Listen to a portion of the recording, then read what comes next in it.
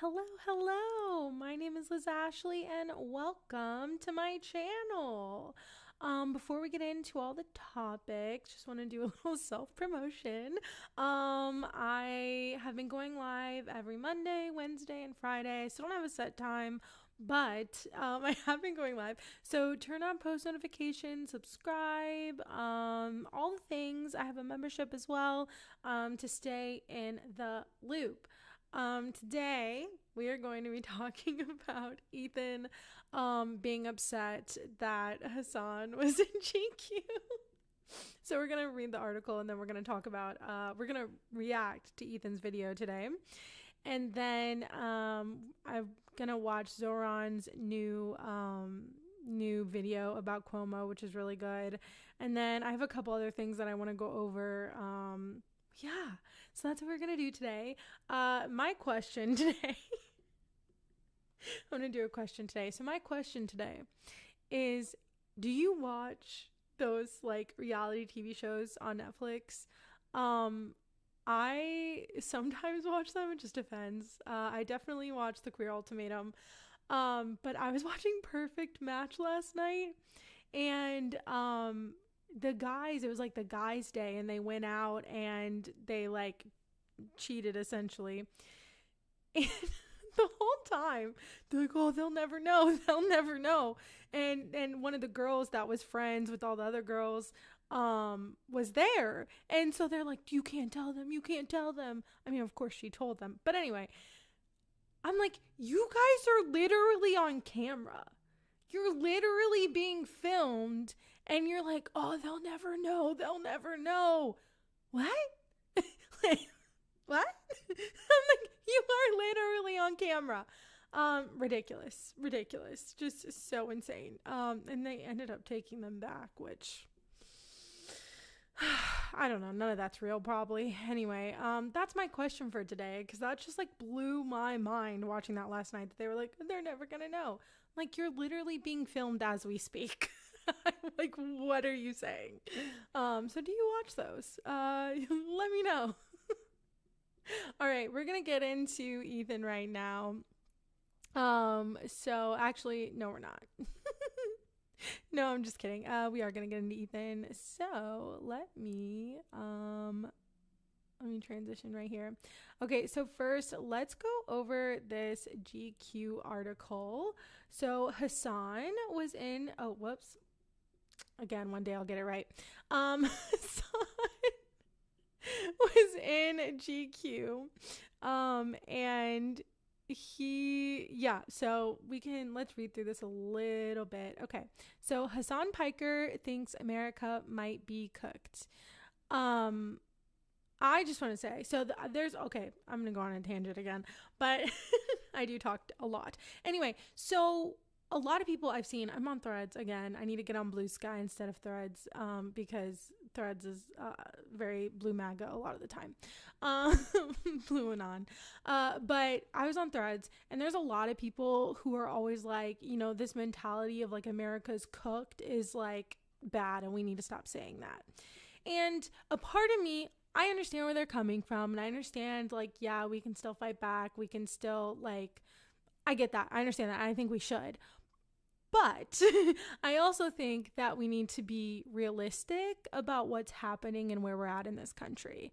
And I think some people don't want to come to terms with the fact that it's not just going to be okay in 4 years. Like, I think people need to come to the conclusion that like what's going on right now is going to hurt this country, and is going to have repercussions for a very long time. And because I feel a lot of people have this normalcy bias where they think things are just going to get back to normal. I think that's a little naive, because I don't think that's what's going to happen. Or just to think like things will be better after the midterms. Like, I don't think that's where we're at, and I don't think that's where we're going. And so I think we also need to be really realistic about that fact as well. So, yeah. I don't watch reality TV for about a decade. Yeah, it's slop. It is. It really is slop. It really is. It's yeah, it's slop. Okay, anyway, so martial law, canceled elections, the combative leftist streamer Hasan Piker predicts an ominous future for the US. He's fighting back the only way he knows how, by raging against Trump, Israel, Democrats, and the wannabe bad boys of the manosphere. In between beefs with his ops and gym sessions with the boys.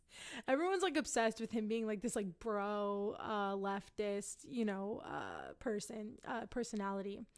Okay, here's how Hasan Piker starts each day. Working out, shooting the shit. It's Monday at 8:30 a.m. and we're in the backyard house of West Hollywood, where there's a makeshift private gym with benches, pull-down machines, and dumbbells galore.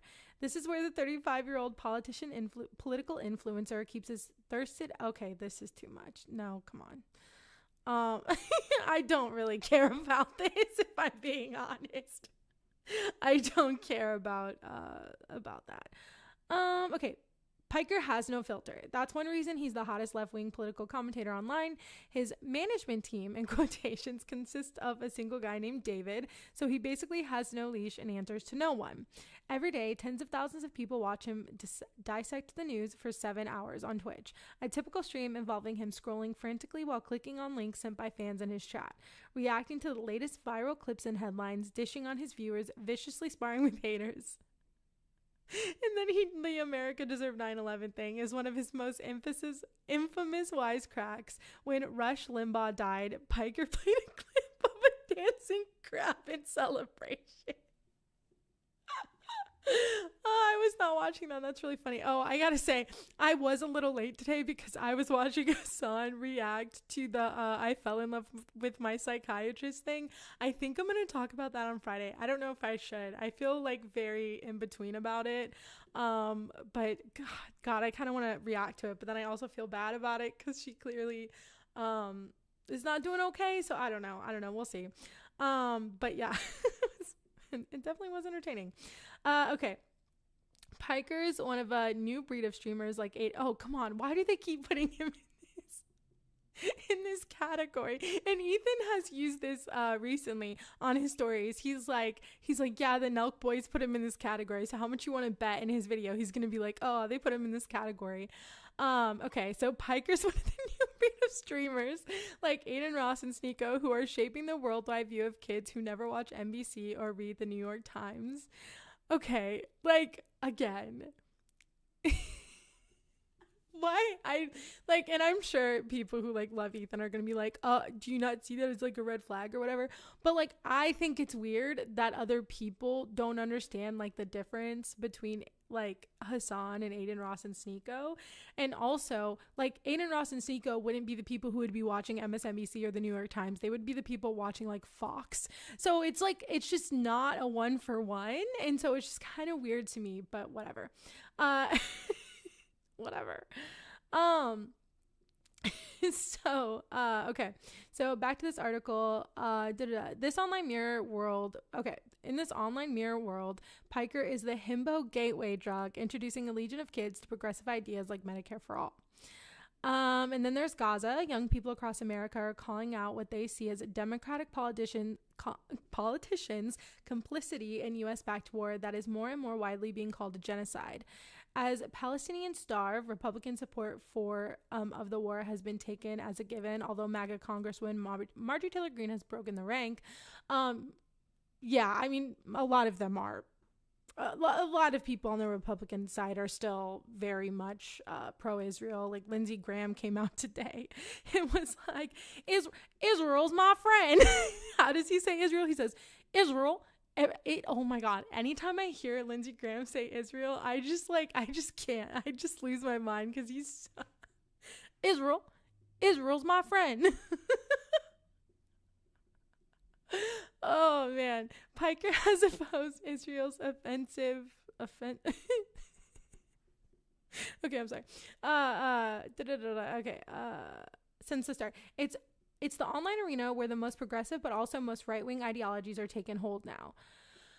Yeah, they're not a one for one. I think that's what bothers me is people see Sneeko and Aiden Ross and they're like, oh, they're so far right. Like, he is obviously the equivalent on the left. And I don't think that there's any equivalency between the far left and the far right. I think that's a false equivalency, and I hate when people make that equivalency because I just don't think it's real. like at all. Uh, so like one side are like literal Nazis, you know what I'm saying? Like maybe not Aiden Ross, but like Sneeko. um, Okay, so where was I at? Okay, Hasan is hated. Oh wait, okay. It's an online arena where the most progressive, but also most right-wing ideologies are taking hold now. In this unchuckled world, animated by constant beefs, Hasan is hated by both the right and the center. He's a demigod and a demon, a crusader for good and a parasite on society. An empathetic hero and a so-called terrorist sympathizer. I like that they said so-called. And I bet you anything, Ethan is going to be really upset that they said so-called terrorist sympathizer. He claims the FBI might be surveilling him. I mean, I think, I don't know about, like, I mean, probably, I don't know. I know they probably, I mean, they know who he is. Okay, the only thing that is the same is their reach. Yeah, true. Glazing. I know it is a Glaze article. Okay, so okay, haters say they want him dead. As political experts sound the alarm about authoritarianism. I cannot talk today. He's fighting back one expletive and brain rot filled live stream at a time.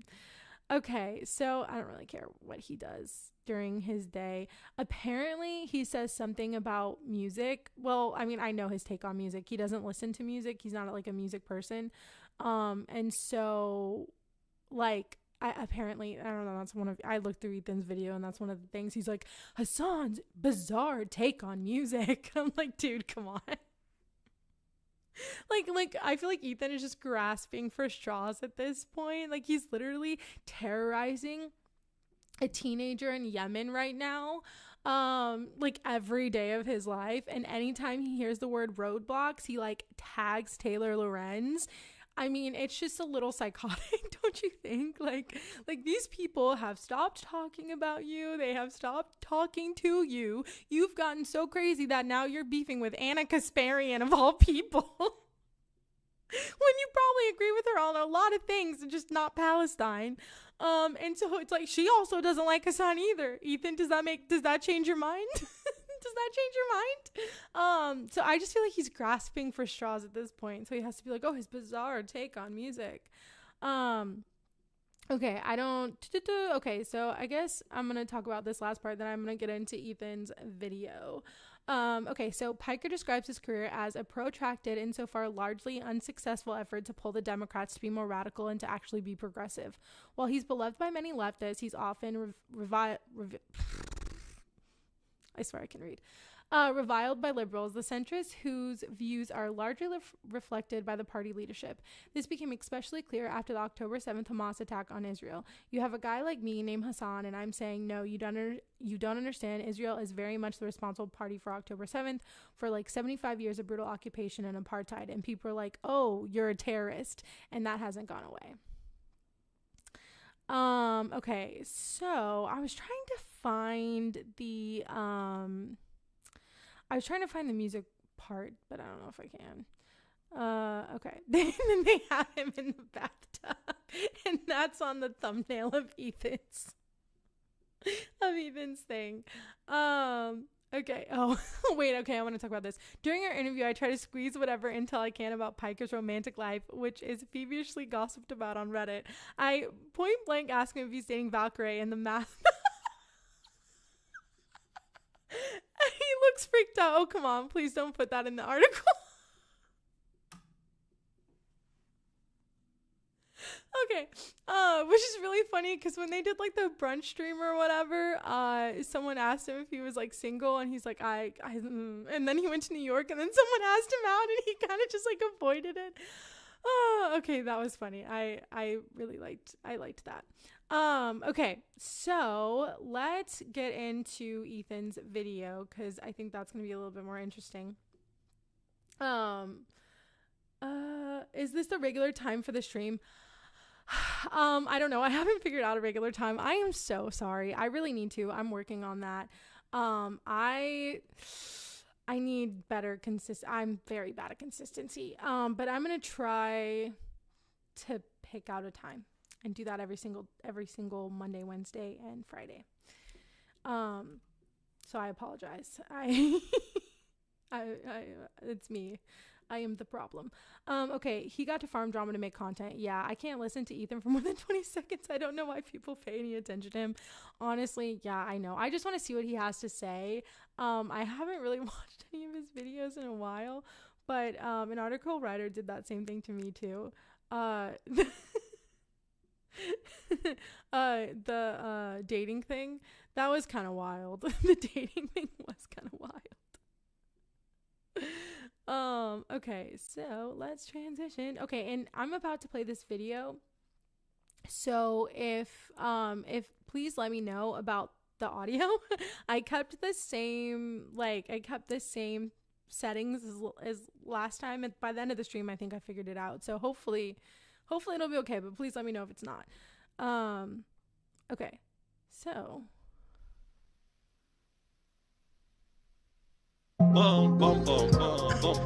What is up, everybody? It is your host, Ethan Klein, coming at you live from Los Angeles, California. Okay. He doesn't start talking about him. Can I not do this? And oh, here we go. Okay. All right. He's fabulous. All right. Because Ethan what'd you say? Okay, because Ethan's tries to harm as much pro-Palestinian YouTubers as possible. Yeah, he does. Don't put that in the article. Oh, yeah. Yeah, I just, I think if there's like someone who's like a journalist or like a writer or something, I just think that like whatever you tell them they're probably, even if you tell them like don't put it in here, they're probably going to do it anyway, specifically because you told them not to. Which is not okay, but I'm just saying, like, I just assume that they're probably gonna do that. He's always been kind of queenie. He's very queeny. Maybe a little gay. But he stood on business when it came to wings. Pathetic. Okay. Pathetic. Drama. Drama. Gay. Zesty. Pathetic. Zesty is great. Like, Here's someone we haven't shit on. Here we go. Talk about the Jews. Oh, he's singing. I always want to talk about the Jews. Okay, this is annoying. B. He's. Wish they would get into it. All right, I'll be right back, y'all. Stay tuned.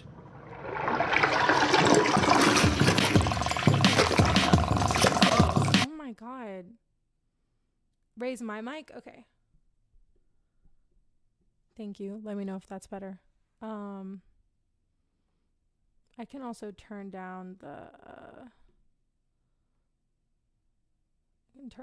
this a little bit. Okay, here we And go. I think 3 times over the year. You're right. And with varying degrees of success. It wasn't always just a week. I think he did make it like a month or so. Okay, what He has intel. Hold on. Okay, here we go. Call lyrics, and I have really bad recall when it comes to like popular culture in general. Like if you were to gun to my head 5 songs, I can't do it. Oh, Like, okay, so they didn't even talk about his music taste in the article. They're just going through his videos. Okay, that makes sense. Twinkle Little Star? Yeah. What are we doing? I don't know. Star Spangled Banner. Does everything sound okay? Just let me know if it doesn't, and I will try to fix it.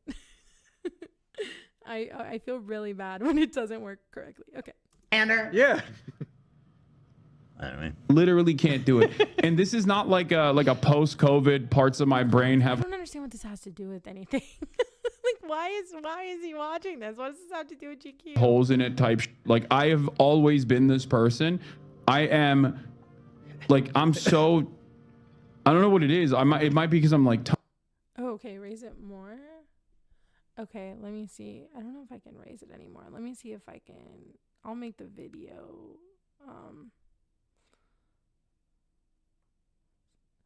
Can't stick around long, but cool to see you streaming as an aside without even accusing him of anything. Ethan's cough makes him completely unlistenable now. And you're a bit quiet compared to the video. Thank you. And thank you for coming in. I'm gonna keep this I'm gonna upload it and keep it up. I've been trying to figure out what to do with my lives, but yeah, thank you for coming. Okay, so I turned it down. I turned it down a bit, so hopefully it will be better this time. Okay, let's see. Okay, let's see what happens. All right. Tone deaf or something. I don't know. It's just I can never like I don't think I consume music in the same way that normal people do. And it's always Definitely been not. a I mean, gripe that I've had. 3 by Maestro? It's I feel like don't know. enjoying. That's like hard to fathom, genuinely. Well, I As somebody understand, who's, I can't remember lyrics. Like a song I've listened to 500 times and love. Like, I'll know the chorus, but like, I don't know any. lyrics is like. So that's one thing. a Like, totally he's saying different that. Yeah, that's a different just issue. like Hey, not. I got that. Okay, is it still really loud? Is it still really loud? Okay, let me know if it's still really loud. Okay. But you can't name 5 songs, bro. That's insane. Enjoying music is part. It's not just like you big. It's universal. Oh wow, he is coughing a lot. He is coughing a lot. It's part of the human experience. I agree. It's Yeah. Like we have evolved as communities, as people. sorry. Music is such a. Liking music is not a personality trait. After the age of 20, Ethan's doing the hello fellow kids thing. He really is. Like, honestly, like I agree. It's not a personality trait. I used to be like, I guess I can still be that person, but like, oh, I listen to this like small band. Like, I don't know. Like, there's this band that I really, really like, and it's called Loud and Swain. And anytime I'm wearing their merch, people are like, "Oh, that's really cool. What's that?" And I'm like, you know, I don't know. They're just a small band, which is so it's very like ick giving. But yeah, it's not a personality trait. And if people don't like music, people don't like music. Like, who cares? Like, he's trying to make this into some like philosophical thing of like, there's just something wrong with Hasan because he doesn't like music. And it's just so insane. Okay, he's been coughing ever since he started the spiral. Yeah, honestly, like he seems unhealthy, honestly. So yeah, I still love music and listen to it, but I don't care if other people know. Exactly. Like I don't know. I used to be really into music, and it used to be like my whole life, and it's not as much anymore. But like, you know, I enjoy like, you know, queer pop. I would say that's my genre. I've always liked pop music. It's better, but you're still a little quiet. Filter your gain 3 dB. Okay, thank you. Okay, so we're gonna watch this, and then I'm gonna try to figure out how to do that. Our species, you are not one of us. Do you like to laugh, bro? No, he doesn't like to laugh. No, I That's don't. not true. Go He doesn't fuck like to yourself. That's Yeah. not. The only thing he likes is doing keg stands with the boys, and I'll get into that. He's a frat. Oh my god, this is so stupid. Okay. Okay, wait, okay. How do I add, okay, I'm gonna figure out how to add gain. Let me I do not know what I'm doing. Okay. Let's see. Okay. All right, we're gonna listen to this, and I'm gonna Boy, figure it that's out. the truth of the matter. He's tried to hide it for long enough, but the Frat truth, guys like the music, truth bro. will come out. I always knew Hannah Montana was a little slut. Don't even try to hide it. You believe that shit? Oh yes, I do. Oh my god. Bad, okay? It's always been an issue. But especially as I've gotten older, this thing that's like integral to so many people's lives, so many people's existence, is simply not a part of my my life. I know it's weird. I know. It's messed up. Anyway, on that note, I do love artists. He's not. I do appreciate that he's not trying to like insist that that's not weird or like why should like he is acknowledging that. Can you super hear me? weird. Was I The muted? confession is the crime. it's the fact he doesn't like music. Music is this so throws good. everything he is as Music a is person. great, So but good. It really is hard for me to wrap my head around. You never heard one good song? I feel like you should at least have one favorite artist and he One knows song. Bro, you can't 5 of name their 5 songs. you know? Forget that. It's so beyond that. That's I'm keep getting hung up on that. Maybe you don't even like music at all. You've Yeah. heard a You good could song. still name 5 You songs. can, exactly. Yeah. Okay. Wait. I think I I'm fixed telling it. you, this is just the tip of the iceberg. Like artists are fantastic people. They're very cool people. Oh yeah, And very like cool. when I listen to a song, I can get hyped up. Thank you. Yeah, I don't know if I had myself muted. I don't know. I turned up the gain, so let me know if that worked. I'm sorry. I'm still figuring this out. You fixed it. Your volume is great now. Oh my God. Thank you so much. Thank you so much for everyone helping me. I honestly appreciate it more than you know. Like literally, I've learned so much from you. I appreciate it. So thank you very much. Okay. All right. So we're gonna finish this. Okay. Again, one day the stream, I'll have it together. One day I will. Okay. But it is very odd for me. And I know it's odd. I know I'm the weird one. I know I'm the weirdo here. Okay. But there's That is never a good. moment where I'm like, yo, let me put some music on, you know? I mean, it is kind of weird, but you know, Right? What are we That's there was a time where I was like that because I like really wanted to be in music and then I'm not. And so I think like for a while I was like not butthurt, but just like, oh, I don't really want to listen to music. And so I didn't. And then and I just listened to podcasts for a while, but now I listen to music kind of frequently. Okay, let's see. Sorry, I'm trying to see your chats. I don't think you muted yourself. Oh, okay, thank you. Well, it said I was like muted and I was like, what the hell? Okay. But yeah, I understand not listening to music all the time. Like there was a point in my life where I just listened to podcasts and I didn't really listen to music. But again, I don't know what this has to do with GQ. I think he's just like being weird. He's kind of being obsessive, honestly. fucking insane. What are we talking about? You can go to any little village in the world, You can and there's go- gonna be some music You going can on. go to the heart of the Amazon fucking Yes. rainforest and those people will be making music. For sure. That's what I'm saying. It's not regular, and that's why this is a symptom of psychopathy.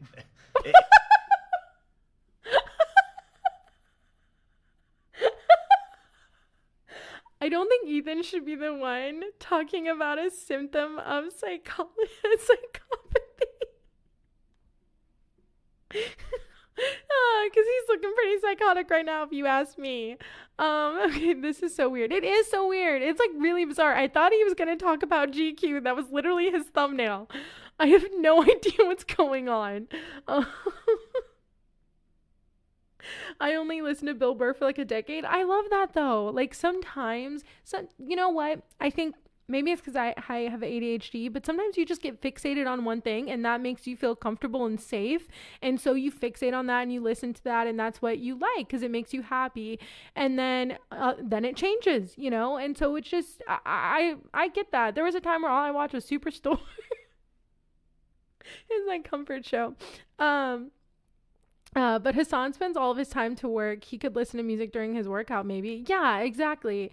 And like, I still think he, you know, like when Kendrick came out with the song, Not Like Us, he listened to that. And like, I don't think he's like totally subtracted from like pop culture. Like he watched the Taylor Swift thing today and I was like, oh God. It's like, here we go. Hello. I like music as a treat, not daily. Yeah, exactly. Like if I'm in a good mood, I listen to music. If I'm not in a great mood, then like I don't know. I don't listen to music. Is that weird? I don't know. It's just like when I'm in a good mood, I do listen to music. But sometimes when I'm just like, ugh, I just, you know, I don't. I listen to just like YouTube, really.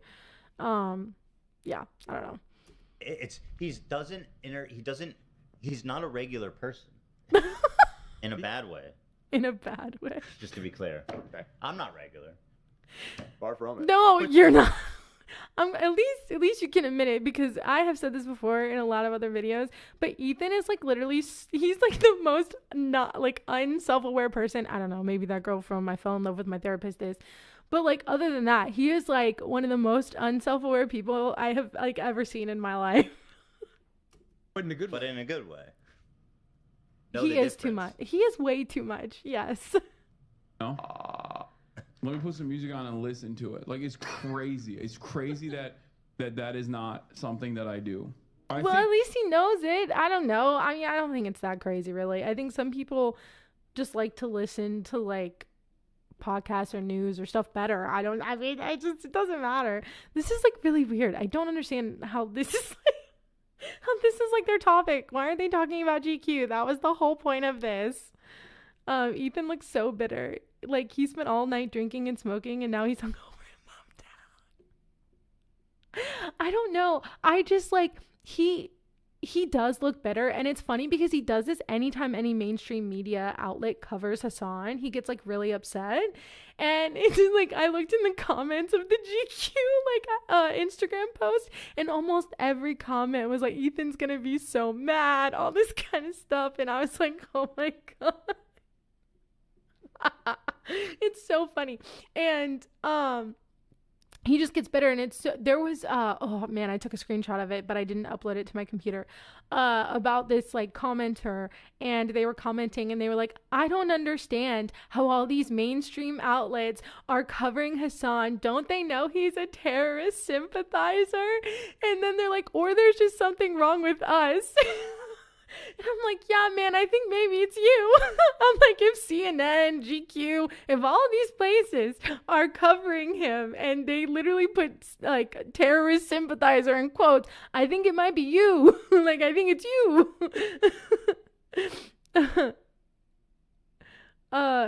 They need their Hasan fix. They really do. It's Ozempic. Yeah. I don't know. I personally think it's snowing in sunny LA, if you know what I mean.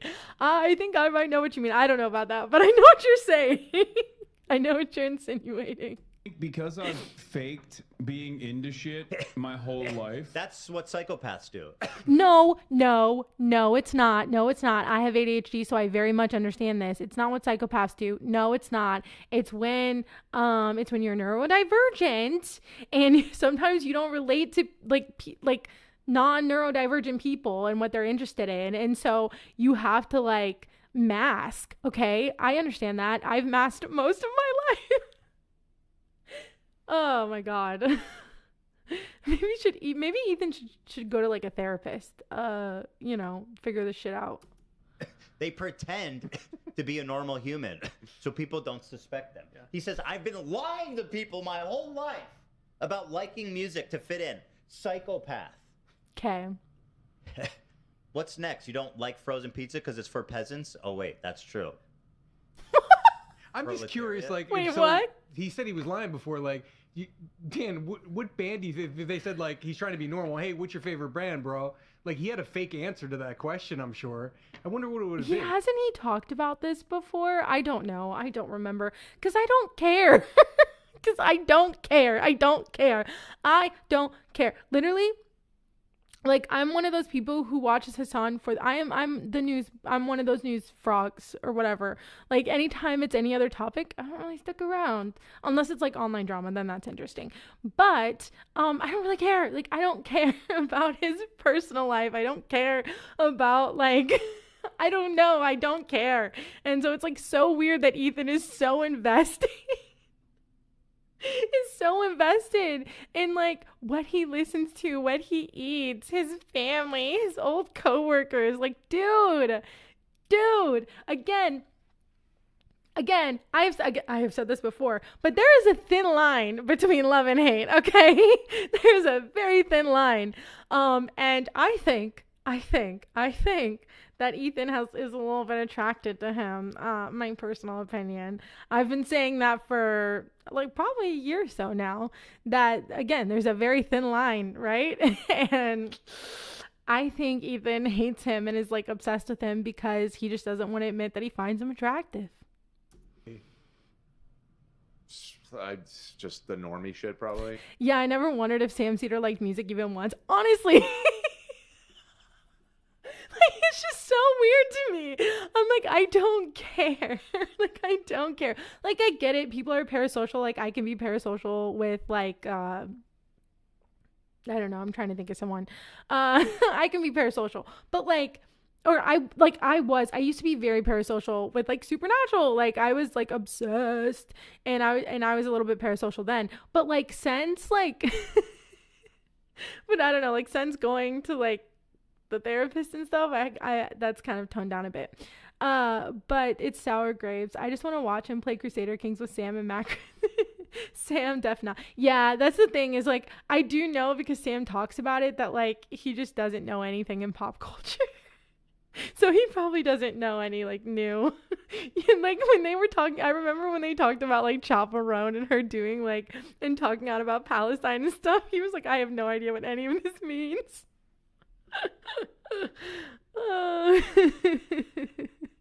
Yeah. Drake. Coldplay, whatever. Who cares? Drake. I like Drake. Probably he does. He would like Drake. No, okay, come on, man. No, he didn't. All right, come on, man. Come on.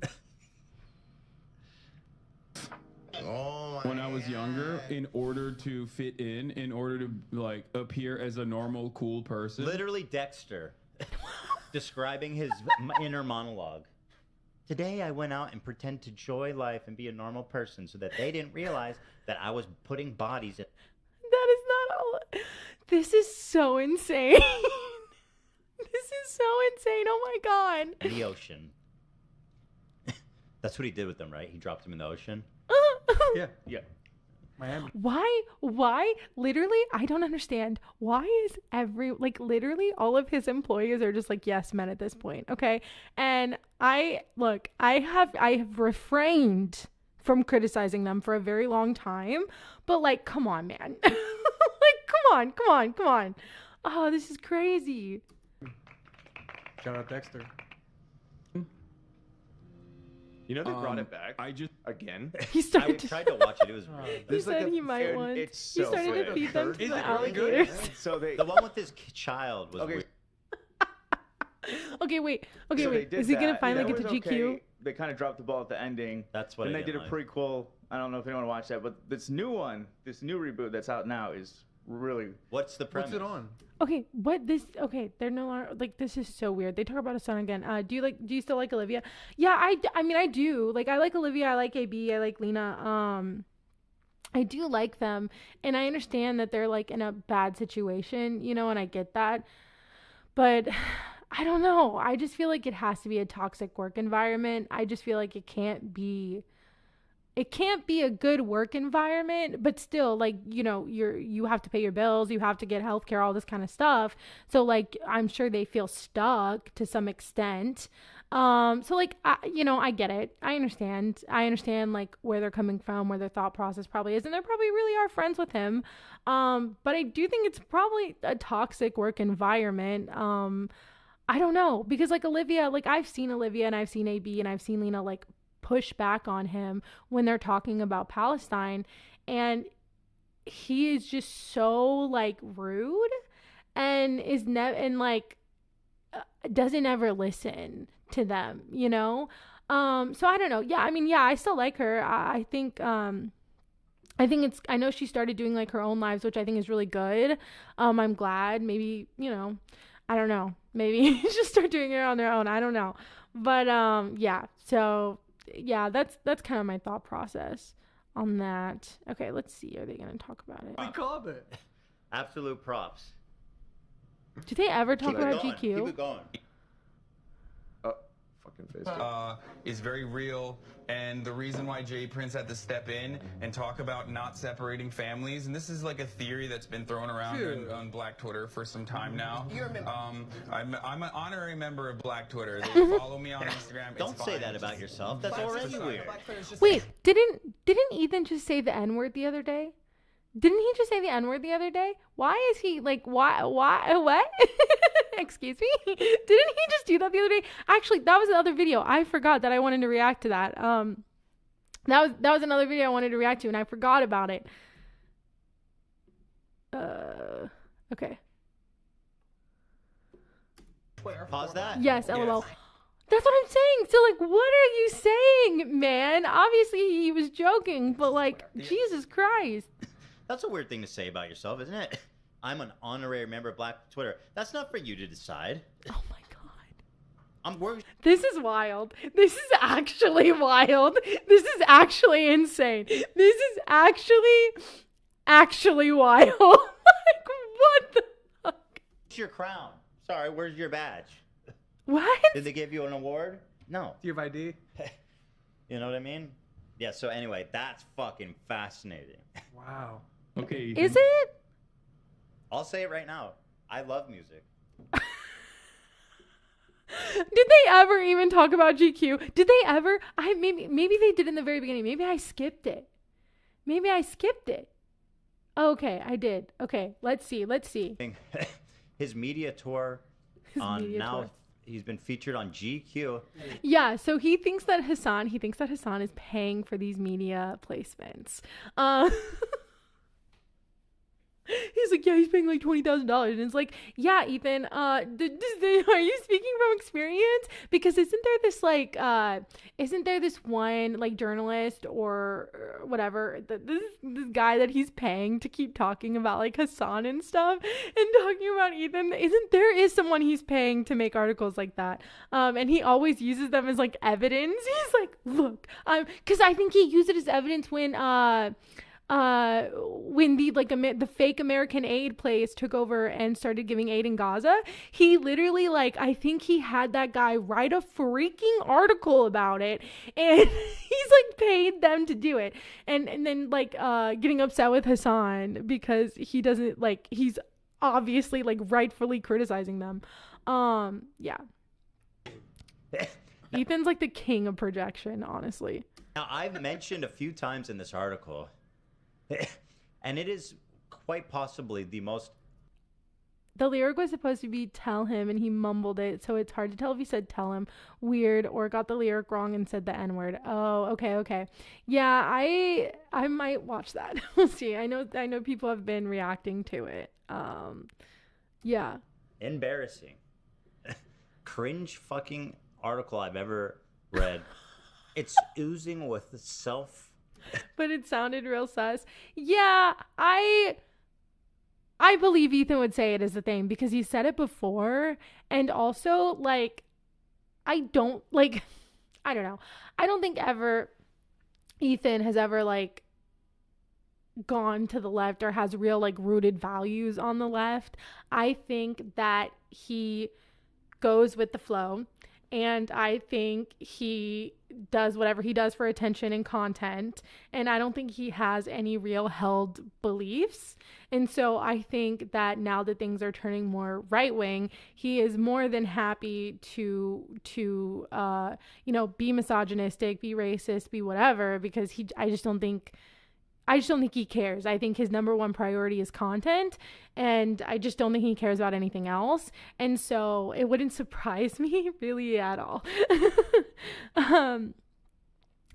It is the N-word. I gave him the benefit of the doubt. Oh, okay. Does he cry himself to sleep thinking about Hasan every night?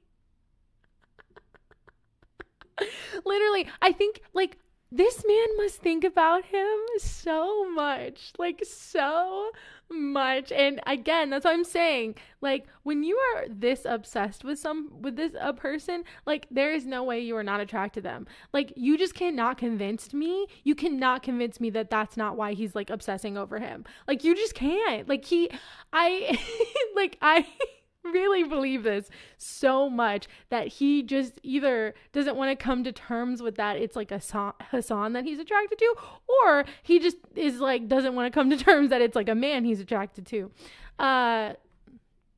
It's okay. It's really okay.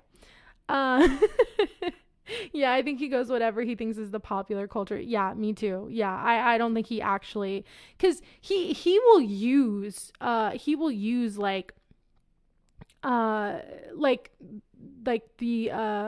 sexual assaults that happened, he will use that like against Hasan, almost like he doesn't care if it's true or if whatever happened or to care about the facts. He just cares to use that as a way to go after someone. And so it's like, so you don't actually care about the sexual assault. You just care about what it can do for you or what point you can make with it, which is disgusting, which is so disgusting. He's just a capitalist. Yeah, he is. And that's why he thinks everyone who likes Hasan is just like so crazy because we don't like capitalism. And it's like, okay, man, like, yeah, I don't. I don't. And just narcissistic self-obsession. It's so insane. Most of all, it's fun though, just because it's just so ridiculous. But yeah, he mentions me throughout.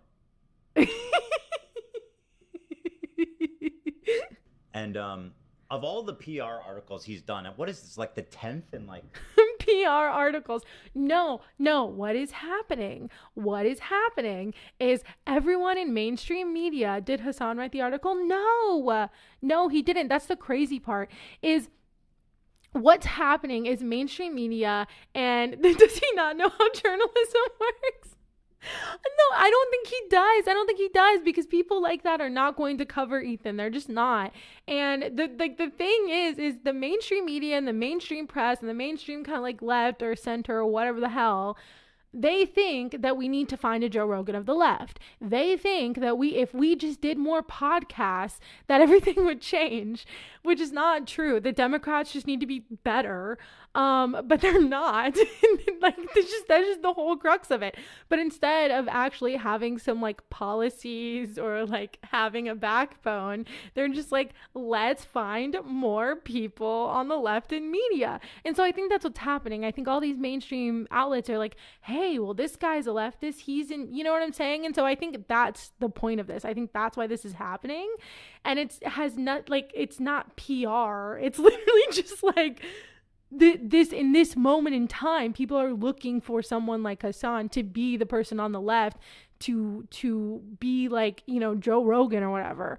And like even he's talked about it. And so I just don't think, like, again, I don't think Ethan understands what's going on.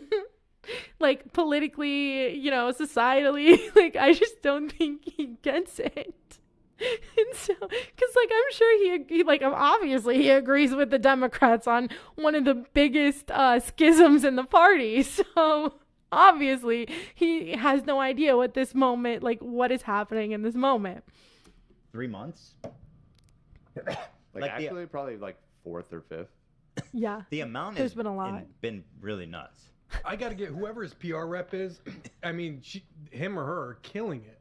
Well, he doesn't have a PR rep. That's why in the article they said he has a manager, a team of 1. That's why they did that. Okay. Ethan is the ex that turned crazy because the other have way more success while they were crashing. Yes. But leftists are not like Joe Rogan listeners at all. Exactly. And see, that's what I don't think like the Democrats are ever going to understand. Like there is not going to be like there's some like independent people that are like, you know, up the Democrats' ass sometimes. But like for the most part, people who are on the left who are like independent and not like mainstream media are not afraid to tell you what they think and will go against the Democrats when they mess up. And that is just like, that is what they don't want. You know, they don't like that. And like, you know, we're going to watch Charlie Kirk on Fox next and talking about Zohran. And it's like, they literally are putting people like Charlie Kirk on mainstream media, on Fox News. It is not a 1-for-1 because the Democrats don't want to amplify the people in their party to the left of them because they don't want us to criticize them and they don't want us to point out, hey, you're messing up. Like, you're messing up. You need to do better. They don't want people to point that out. And so they don't want to uplift those voices. They only want to uplift people who are just going to, like, you know, lick the boot. That's all they want. And so it's never going to be a 1-to-1. It's never going to be like that unless they like come to their senses. I don't know. But that's just the truth, honestly. Midas Tundra. Yeah, I don't listen to them, but I guess, I don't know. I don't listen to them. Like, I can barely listen to the Pod Save America guys. I will say I get so irritated. Like, sometimes I'll listen to them and I just get so irritated with them every single time I listen to them. I can't listen. I get very upset. I mean, they're doing better now, but like still there's just something in me that just gets so frustrated when I listen to them. It's unlistenable. It really is. It is. I'm sorry. Sometimes I'm just like, God, I can't listen to these guys. They're insufferable at a certain point. I mean, at least they're doing good. You know, at least they're being better on Palestine now, but like, Jesus Christ, sometimes it's just really hard to listen to them. Wonder if is it night? It's night. It's night. Is that they do his PR? I don't know if they do PR though. I don't know if they do PR. They say in this article that he has his management team consists of one person that they mention by name, Yeah. Dave or But whatever. that person is like the senior vice president of Night Media. Yeah, so Knight might not be doing so, PR. like, the one person management team is Night Media. Okay. They tried to recruit me, and I said, I mean, listen. They're the big boys now, like Yeah. big time. Well, I told him if they're representing terrorist sympathizers, then I'm. Oh my god! And who is the one in articles? And who is the one? Like it's so funny to me that he's like, I wouldn't want to be with you if you're supporting terrorist supporters. And it's like, dude, who's the one getting all the coverage? You or him? You or him? Oh god, it's so funny. Midas touch repeat themselves to no end. Oh, okay, yeah. I guess I never listened to them. I don't know. I can't.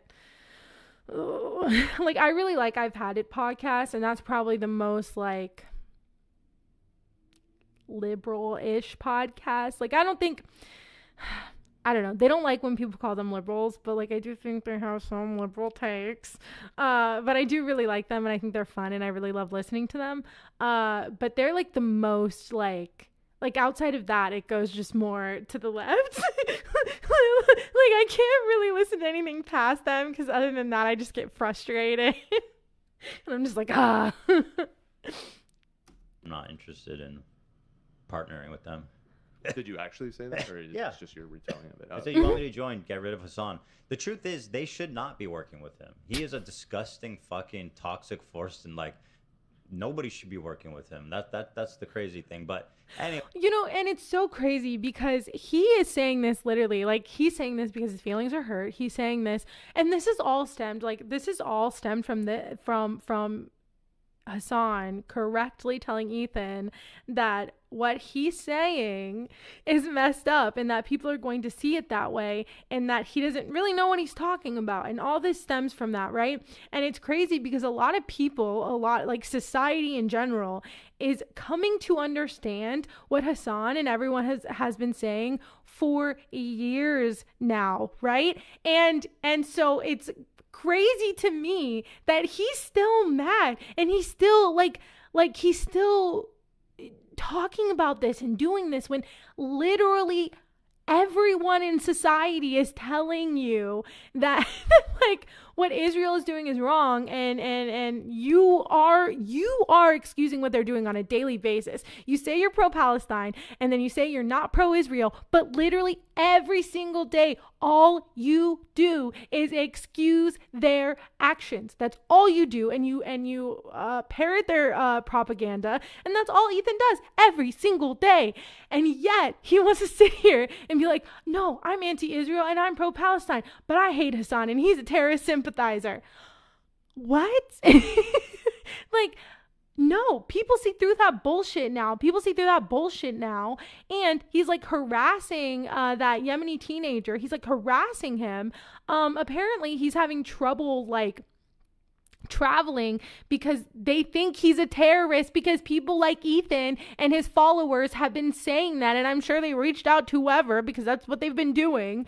And so I'm like, you are so insane that you are literally bullying a teenager in Yemen while you're sitting in California in your fucking studio. And I'm like, it's just, God, it's so it's just psychotic. Really, it's psychotic, and it's just so insane, and everyone sees through this bullshit now. And so it's weird to me that he keeps harping on this, because dude, everyone knows that you are wrong. Everyone knows that you are crazy. Everyone knows that this has nothing to do with Israel, Palestine, and this has everything to do with you and your ego and whatever the hell you have going on with you. Because like society has come to the realization that Israel is the bad guy. They're the one, like, I just, God, it's just so insane to me, and so insane to me that he's still talking about this. Honestly, Behind the Bastards is the leftist podcast that radicalized me, so give me Robert Evans money, IDK. I haven't listened to that. I'll have to listen to that, Behind the Bastards. Okay, I'll have to listen to that. Ethan hates to look at Hasan's thighs. His live coverage of the protests. Loved his live coverage of the protests. Me too. I really did love that. And so, like, yeah, I don't know. This is just crazy. It's the sunk cost fallacy. He can't admit he's wrong. I actually think you're right. I do think you're right. And I think the more society and the more the people around him are like, don't agree with him, and the more and just crazy he gets, because he can't come to the conclusion that he was wrong. So it's not even about him. Like, it's not even about anything important anymore. It's just about Ethan's ego, you know? Same for Jake and Anna. Yeah, there's this video. I haven't watched it, but I'm kind of tempted. And apparently, like, Cenk is like, did Trump prove me wrong on tariffs or something? And I'm like, oh God, what are they saying about tariffs? Jesus Christ. I'm like, oh God, here we go. I haven't watched it, but I might. Anyway, let's get into this. That looks like the Costanza pose. It really does. Let me pull that up so people know. Right or wrong? I mean, could that Stop be? laughing. Okay, so they talk about Hasan again. Let's see what they say, and then we'll see how far we listen to this. Because I want to cover Zohran's new video because it's really good, and then I want to cover Charlie Kirk on Fox talking about Zohran's inner circle, because what is life? I don't know. Oh, there's a Jeff Goldblum You're thinking Jeff one Goldblum. like that. They should all get together. They should. No, they should. And that's the funniest thing, is that, like, dude, like, Anna and Cenk are not on, like, well, I mean, Cenk's his uncle, you know, whatever. But I'm like, they're not on, like, the best of terms. And so, like, it's weird to me. I don't know. I just don't think Ethan knows anything about the political online sphere, like, at all. And he's proven that by his, like, attacks on Anna. And it's just so funny to me, because I'm just like, God, man, you have no idea what you're talking about, like, almost at all times. And yet you're so confident. Like what I would give to have that kind of, like, delusional confidence. But remember, George is part of a photo shoot, so maybe he had different positions. I don't know. Anna hates Hasan. No, I mean Ethan, Anna, and Cenk. No, that's what I'm saying. I'm saying like they should all get together. And it's funny to me that Ethan doesn't understand that Anna and Cenk, like, that Anna doesn't like Hasan. I'm not going to say Cenk doesn't like Hasan because that's his uncle, but, like, they're not, like, he would disagree with him. And so it's, like, funny to me that Ethan doesn't see that and, like, want to like them because they don't really like Hasan.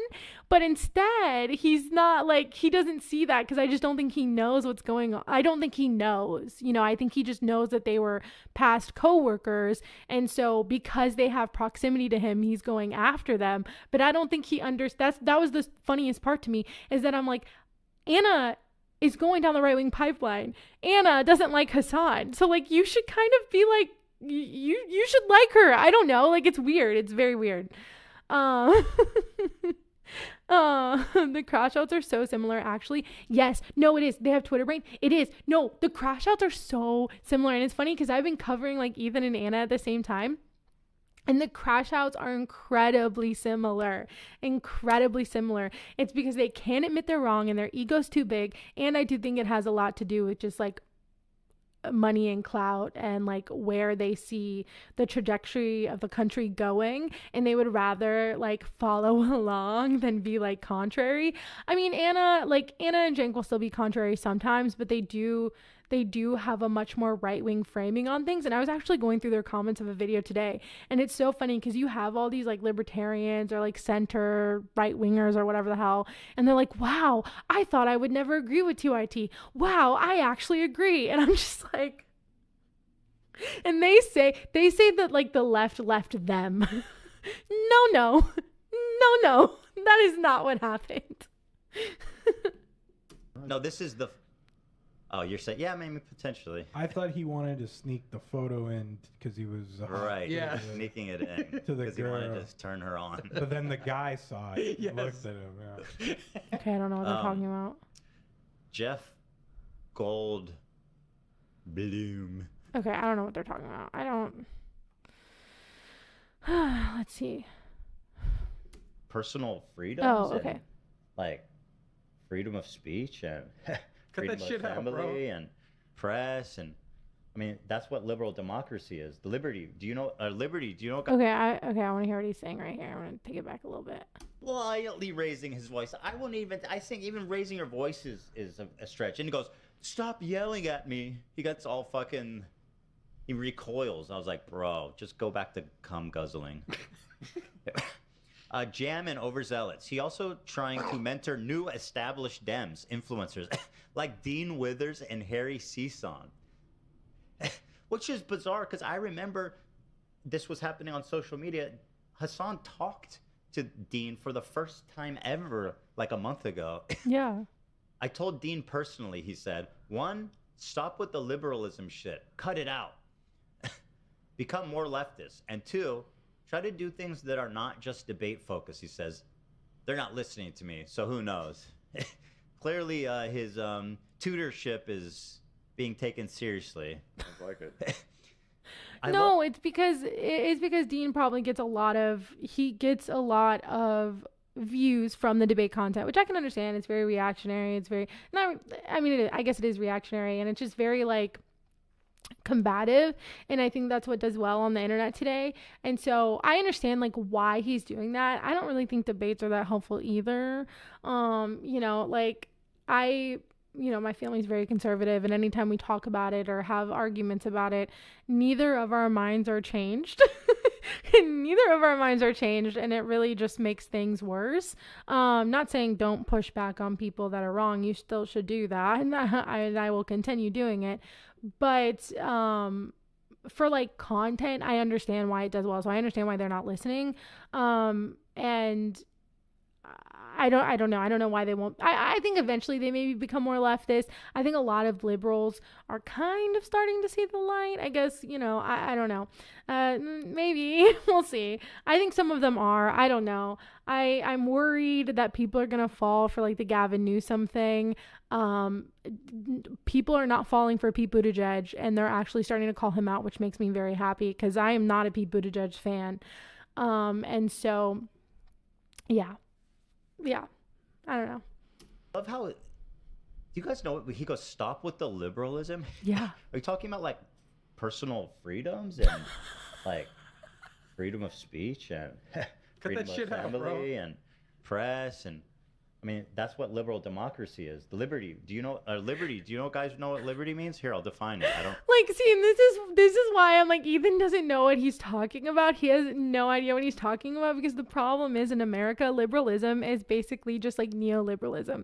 And neoliberalism has actually helped erode our rights and has helped erode democracy, because they are willing to partake. They are willing to like compromise with fascists. They are willing to sit here and take money from super PACs and take money from lobbyists to get to their end.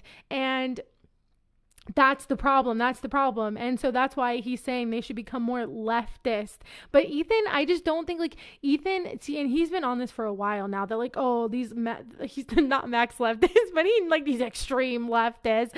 They hate capitalism and they want socialism, and like they're just so crazy. And they're just so crazy, and they don't know what they're talking about, and they hate America. He's also saying that now, that like he's been saying that now, that like, oh, leftists just hate America. No, leftists are trying to stand up for what America is supposed to be. Okay, now America has never been what it parades itself as, what it tells everybody it is. Like, America has been gaslighting everybody for the past like 250 years. We've been just like gaslighting everybody into telling people we're this free country, we're the freest country in the world, and we're not. We never have been. But he doesn't understand that liberalism is a part of the reason why we're here. It's a part of the reason why we are in this situation, because of center libs and neo-libs like Ethan Klein, who don't want to see the flaw in capitalism, who want to continue to say that leftists are just crazy and overreacting and all of these different things. center Democrats and neoliberals are the reason that we are part of the reason we are in this situation. Okay, it's not just conservatives; it's also the center Democrats and the neolibs who have literally helped erode rights and have helped and have helped the increase of the disparity between the 1% and regular people. They have helped that, okay? They have been a part of it. They have aided and abetted it. They have not fought back against it. And so they are a part of this. They are a part of the problem. And that's why he's saying that they should become more leftist, because as this shit gets worse, people are going to become more leftist. Of course, people are also going to become more fascist, but there's going to be a lot of people who become more leftist and become, go more to the left. And more radicalized. And so it's like, you just don't want to see that. Or you just like, I also think he just doesn't know what he's talking about. Like, I just think he doesn't know what he's talking about. So he talks about these dumb, he comes up with these dumb, like, reasonings of like, oh, you mean liberal democracy? You mean free speech? No one is saying we should keep, like, do you think we have free speech now? Do you think we had free speech when Biden was president? No, we didn't. So the crackdown on pro-Palestinian speech happened during Biden. Was there free speech when he was president? No. So, like, why? Like, I just, like, I get very frustrated when people, like, in the center or just, like, who are just, like, very liberal that don't want to admit these things and don't want to come to terms with these things. No, there are a lot of Democrats. There are a lot of people who are a part of this problem, who are helping them erode our rights. And if we don't call it out, we're never going to get anything better. But he doesn't care because he just doesn't know what the fuck. He doesn't know what he's talking about. I don't remember. Liberty, it actually has a specific meaning. That's what I'm saying. Like, it's just this stupid, like, oh, I'm pro-American, you're not thing. Like, that's all this is. And it's dumb and it's stupid and it means nothing. Define liberty. The state of being free within society from oppression. Are we free? Are we free? Listen. Are we free? Has everyone in this country always been free? I hate this argument because this country has always done atrocities and has always oppressed people and has always people in this country have literally had to have fought and died to have human rights, and those same exact human rights are being overturned today. So what do you mean free? What do you mean freedom? Do you think we've lived there in the past few years? Do you think we've been there? Do you think we've been the pinnacle of freedom? Because we haven't. Excessive restrictions imposed by people authority. Can't see themselves as the bad guy. Yeah, no, they can't. And I get this mentality because when I went to college, I did go to business school. And so there was a point there where I was actually like pretty like fiscally conservative. And then like after getting out of school and after like, kind of going down the YouTube pipeline, I didn't go down the alt-right. I didn't almost go down that. I went down the like kind of crunchy pipeline, because I was watching Russell Brand, and then he started but like at that point I was already watching like TYT and a little bit of Hasan and like all these other people. And so at that point when Russell Brand started talking to like Candace Owens and like Ben Shapiro, I was like, I had enough like wherewithal to realize what he was doing and stop listening. But like there was a point where I was listening to like Russell Brand and all this stuff.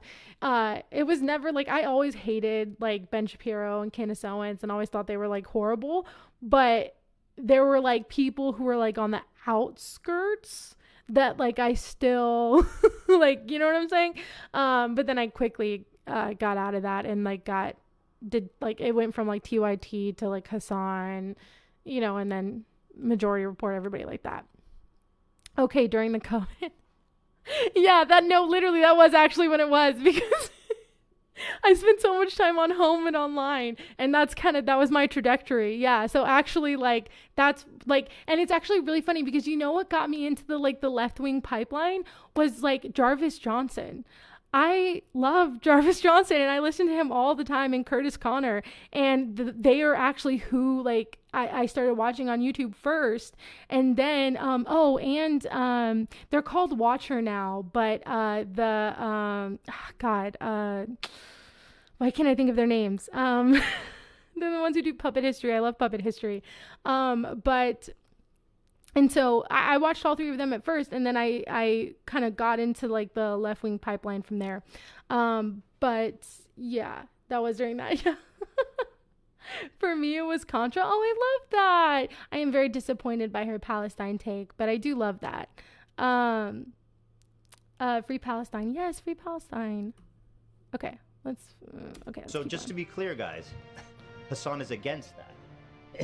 Me If you too. ever thought Yeah. he was for a Yeah, I did cover that. It is I don't know. I just think that a lot of people who are liberals get upset because they think like the leftist or the pro-Palestinian movement are the reason that is the reason that Trump won. And I just don't think that's true. And I think that they're pointing the blame at people who were just desperately trying to help the Democrats. And if the Democrats would have just even acknowledged their existence, I think they would have had a better chance. But we also have to remember that, like, a lot of this is also Biden's fault. Like, and I feel like he should definitely get a lot of the blame. Because if he would have not run again when he was so old, then maybe we would have had a different outcome. And so I think I think people are putting the blame on people that really didn't have a whole lot of power in the situation, whereas all the people in power made the wrong decisions and were very selfish in the decisions that they did make. And we should blame them because they're the ones who made the poor decisions. And they're like that, and they're the ones that have the power. So that's what I think. one party autocracy where re-education camps are established for capitalists, he's saying it. So Okay. being a liberal is actually good. Good. Actually good. I don't know. But anyway, China's Well, the other day Hasan was talking about how like people like, do you hate liberals or conservatives more? And he said, well, obviously conservatives, because liberals at least like they at least care, they at least care what's going on, for the most part. And that's true. And that's what I'm saying. Like, I don't hate them per se, but I guess I just get frustrated because I think that sometimes they just have more selfish views and don't try to see it from like other perspectives, or like they tend to not want to blame power on our own side, or not want to confront the corruption and the power on our own side. And so that's what I get frustrated with. awesome. Also, he's also trying to yeah, I read that part. The desire to safeguard his inner sanctum makes sense, given how many influencers overlords have Piker in their crosshairs. Maybe his most deranged, quote, beef this year was with Ethan Klein, the popular creator and former co-host of their old joint podcast, Leftovers. The feud started... Shout out. The feud started over Gaza. Both call it a genocide, but Klein has called Piker a terrorist sympathizer, and Piker in turn has called Ethan racist. Fair. He is That's a more racist. neutral description than I expected when I started that paragraph. Yeah. I was ready to be like fucking pissed off at this author, but I read that and I was like, Lee's saying, not calling me a genocide supporter. Oh. There's no sound. That was my bad. Hit it again, Nate. I'm sorry. Okay, I don't care about Philip DeFranco. Okay, here we go. Did you have to point out the guy's Jewish? Did you have to make sure to point out that everyone around you is Jewish? I like is that what you do? I like the response though. I did pay you $7 million to do this interview. $7 million? Is that a reference to how many people died in the Holocaust? No, I don't. That payment is highly exaggerated. Wait, maybe I misread that. I thought that was the author's reply to. Okay, wait. I'm gonna go Hasan. back. No, that Okay. desire to safeguard his inner sanctum makes sense, given how many influencers overlords have Piker in their crosshairs. Maybe his most deranged, quote, beef this year was with Ethan Klein, the popular creator and former co-host of their old joint podcast, Leftovers. The feud started... Shut up. The feud I started used to over love Gaza. that show, man. Both called it genocide, So but Klein sad. has called Piker a terrorist sympathizer, and Piker in turn has called Ethan racist. Fair. He is racist. That was a more neutral description than I expected when I Okay, started come that on. paragraph. I just thought was ready I tried to be, get like, past the fucking Philly D pissed off thing, at but this they. author, but I read that and I was like, Ugh. somebody's at least saying, not calling me a genocide supporter. Okay. Oh. Well, I mean, it kind of is what you're doing, but sure. Okay. You believe the balls on these guys? I'm a fan. I like the segment. Don't look at me, bro. I'm just hoping Nate puts some I like pizzazz the in it honesty, and like Tom. spins around in his chair or something. Let's see. The spat spiraled thank into you. online mayhem, sucking everyone in these creators' orbit into a vortex of toxicity. How dare you?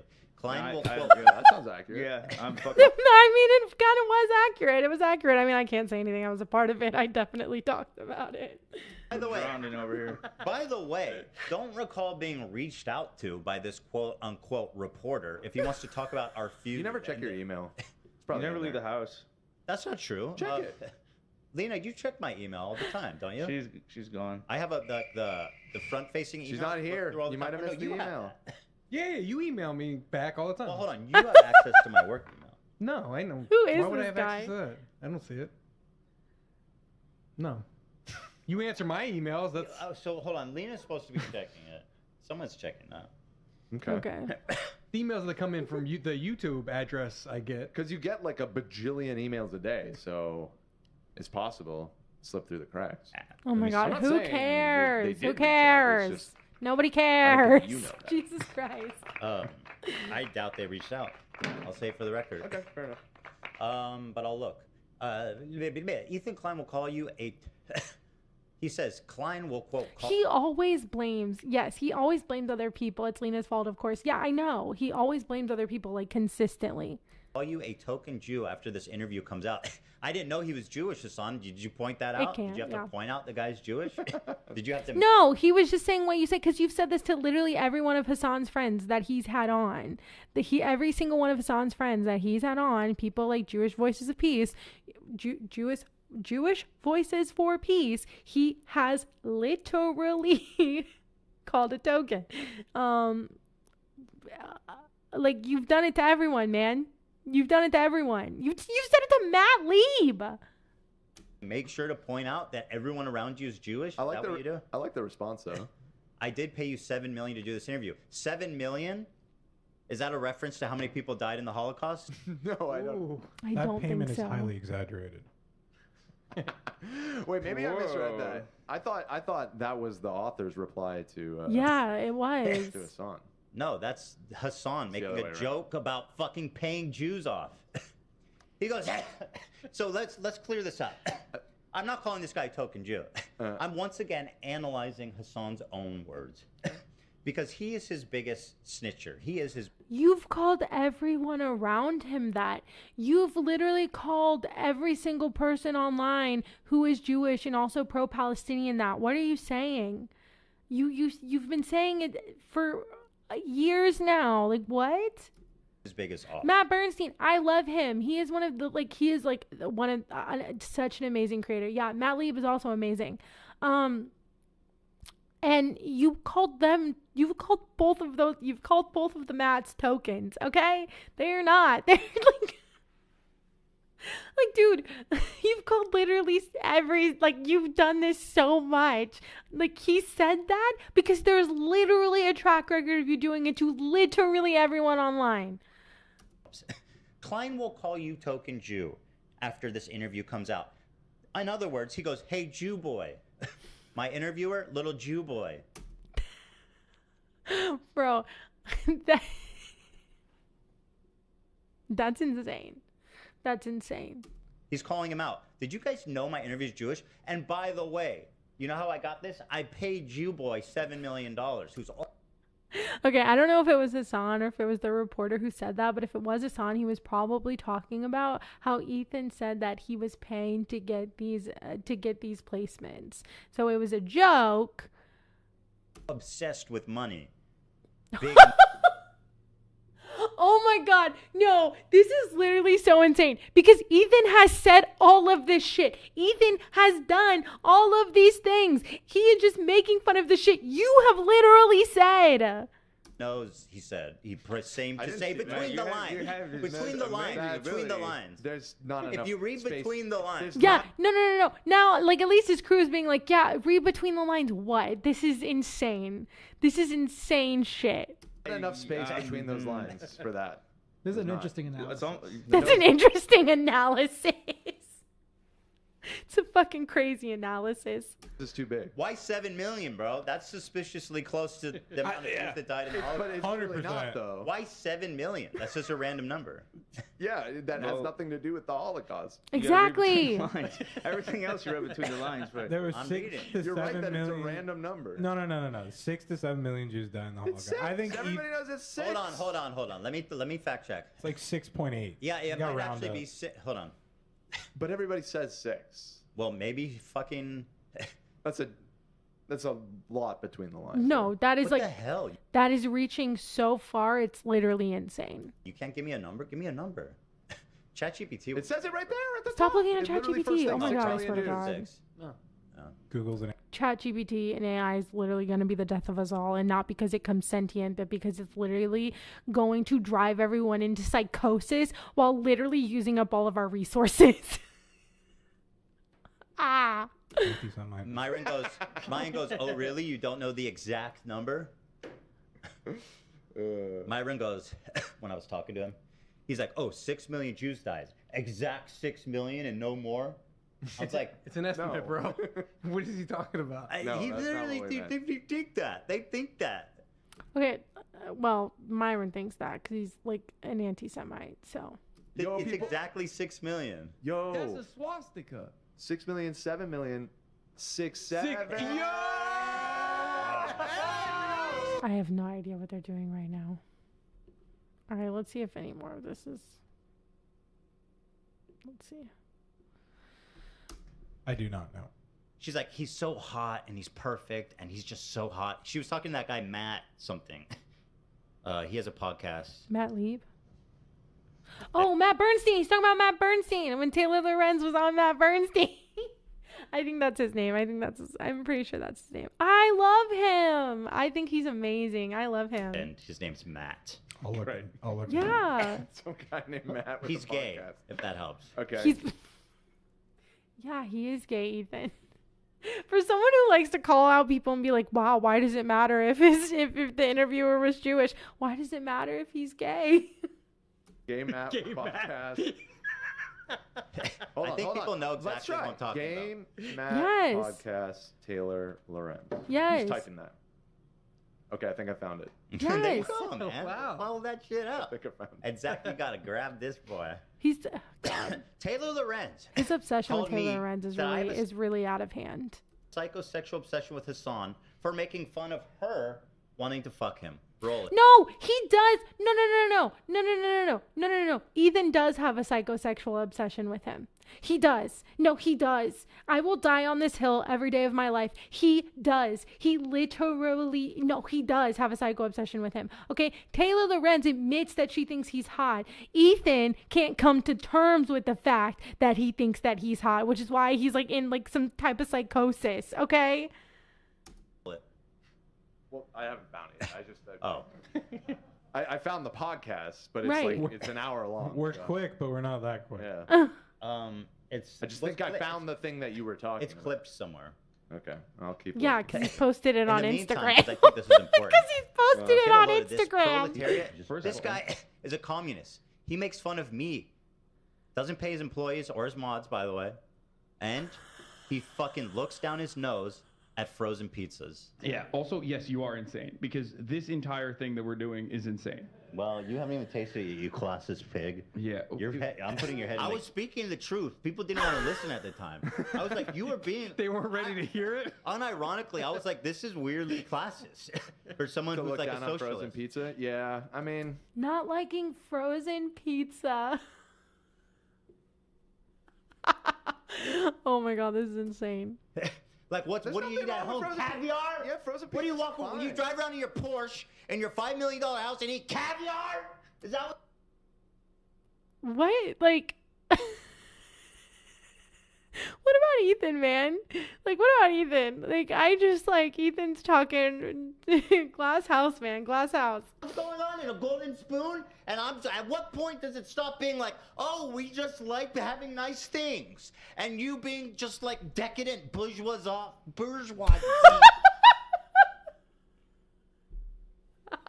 He's crashing out. Oh my god. Hypocrite, ruling class type of shit. You know what I mean? Like how it sounds sometimes like the words hurt. Like Yeah, dude. It does Lunatic. hurt. He is. He is totally a lunatic. Nothing exists between frozen pizza and caviar.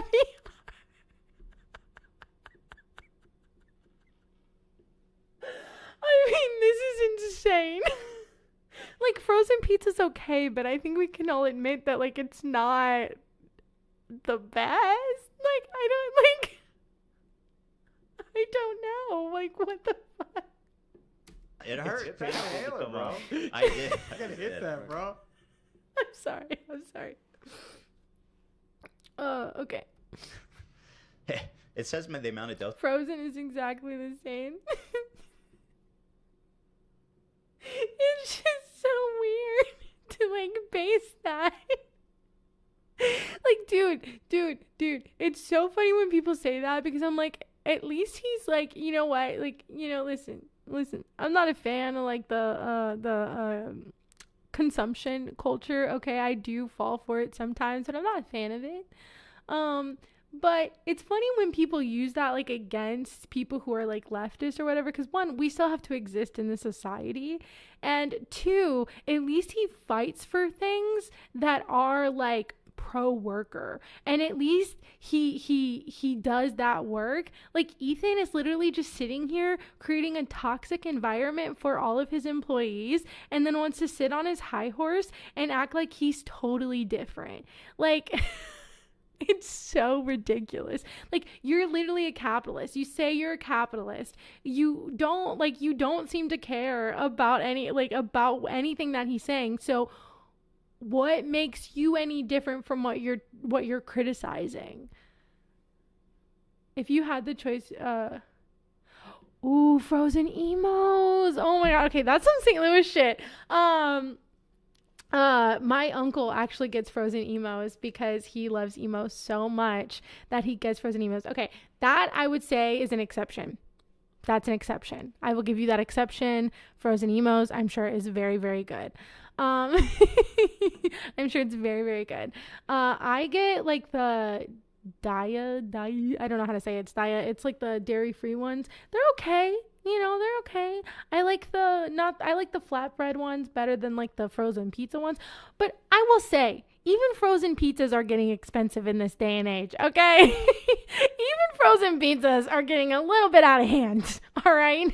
So I just want to put that out there because I've looked and they're getting a little bit out of hand.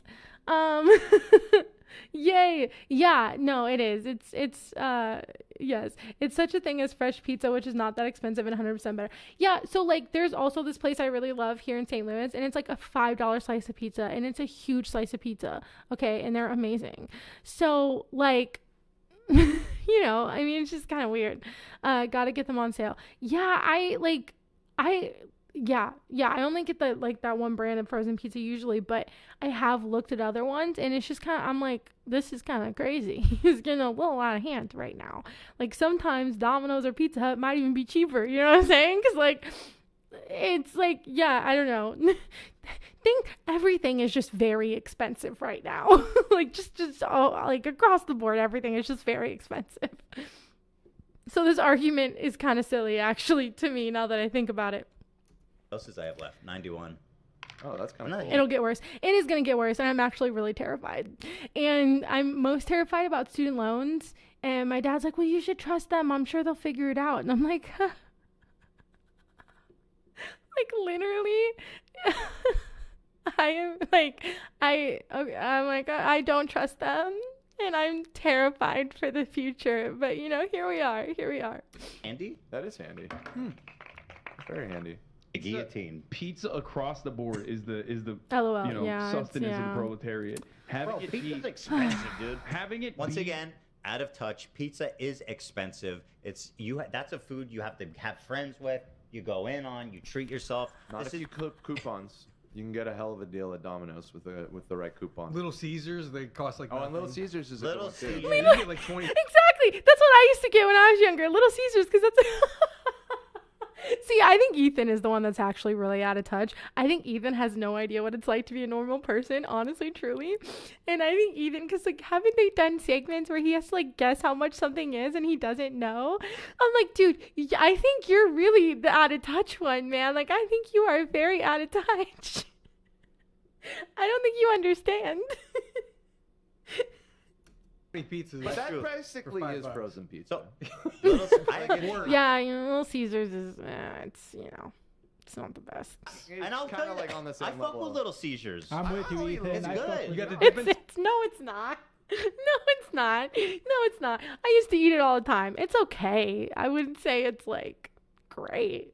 Sauce, bro. I'm not ready. above Little Caesars. Yeah, always ready. I'm not above Little Caesars at all. I like Little Caesars. Like, dude, It's okay. It's just not that good. Thank you. It's not. Okay. It's not. frozen. There's a local place where there's these big ass slices and they're like $5 and that's where it's at. or Crazy bread? delivered from Domino's is not going to change the price point all that much. yes, it will. All right, stop talking shit and let's start eating. So let's do this one first, okay? Can you guys show which one? It's the best quantity cost ratio. It is. You're right. Little Caesars is. It is. Yeah, I used to get them all the time when I was like in high school.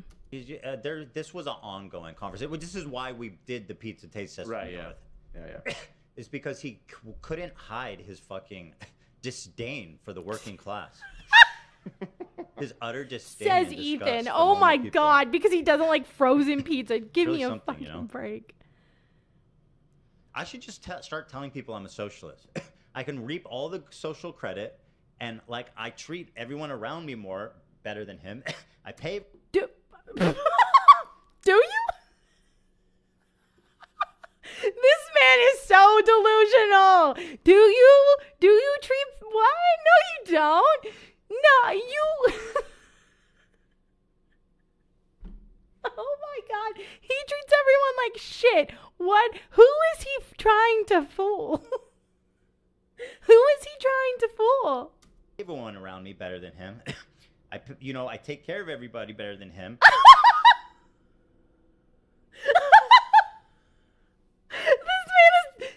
This man is so deluded, just delusional. Again, not at all self-aware. No. Okay, I haven't seen that video, but I did see the thumbnail for it where they were like that. It was the Don't Worry podcast, and he's gone after them too. He continues to go after everyone. But anyway, he went after them too. Apparently, he made Olivia cry. I'm like, bro, no, you're the bad guy. You are the bad guy. Yeah, I don't know. What did he do? Was it like I guess I saw something. It was like her Love Island take or something. I don't know, man. I watched Perfect Match, but I didn't watch Love Island. Yeah,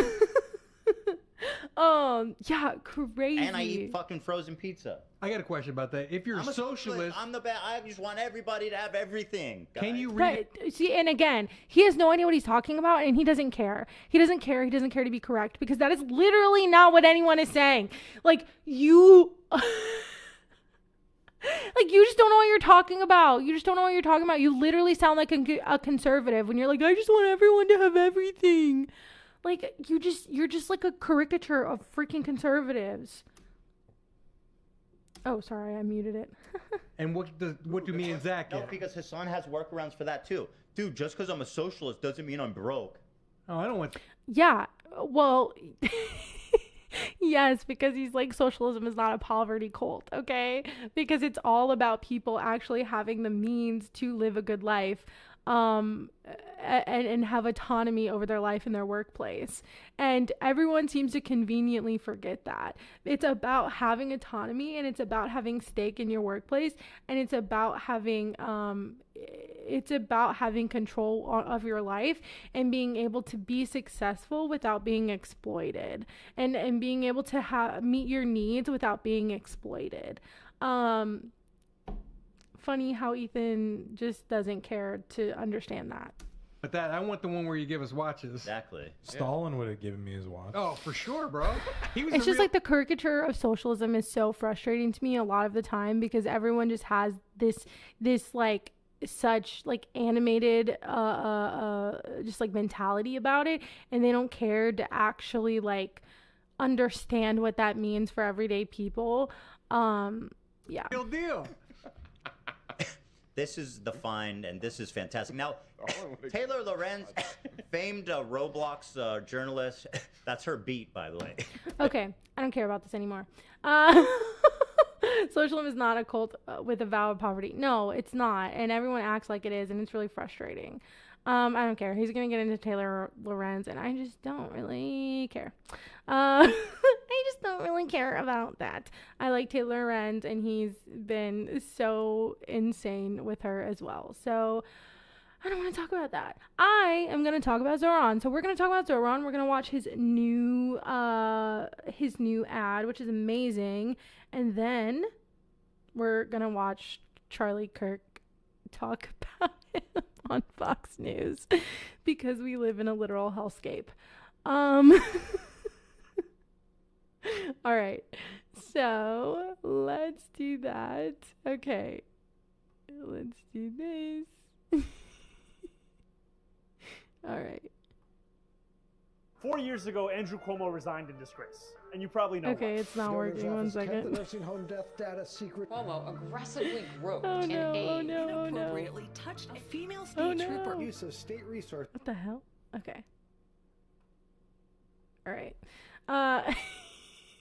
I'm sorry. I don't know what's going on. I don't know why it's not working. All right. It should work now, I think. Maybe? Interact. Huh. I don't know why it's not working. Okay.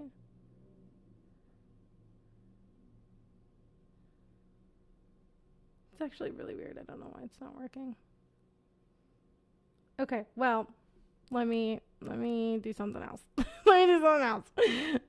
Okay, so we're gonna go to the GQ article, and I'm just gonna look this up on YouTube. Okay, let's do. Yeah, you can see my algorithm's getting messed up because I'm looking up like Fox News and shit. Okay. Hi, Liz. Oh, Free Palestine. Hi, Free Palestine. Okay, wait. I forgot to transition. Okay, here we go. Okay, so, no. Sorry, I'm trying to get my life together. Okay. Here we go. Here it is. Cuomo resigned in disgrace. Okay. 4 years ago, Andrew Cuomo resigned in disgrace, and you probably know why. The governor's office kept the nursing home death data secret. Cuomo aggressively groped an aide. Inappropriately touched a female state trooper. Use of state resources for a COVID-19 memoir. Less well known is what he spent the last 4 years doing, besides getting trounced in the Democratic primary. In 2022, Cuomo started innovation strategy. Can you hear this? I just want to make sure you can hear this because it's like a different source. So I just want to make sure you can hear it. So let me know if you guys can hear it, and then I will keep going. LLC to represent individuals and corporations in a variety of matters. Definitely not vague. Last year, it raked in more than $500,000. It's quieter, but yes. Okay, here. I am going to start over and add it as a source. Okay.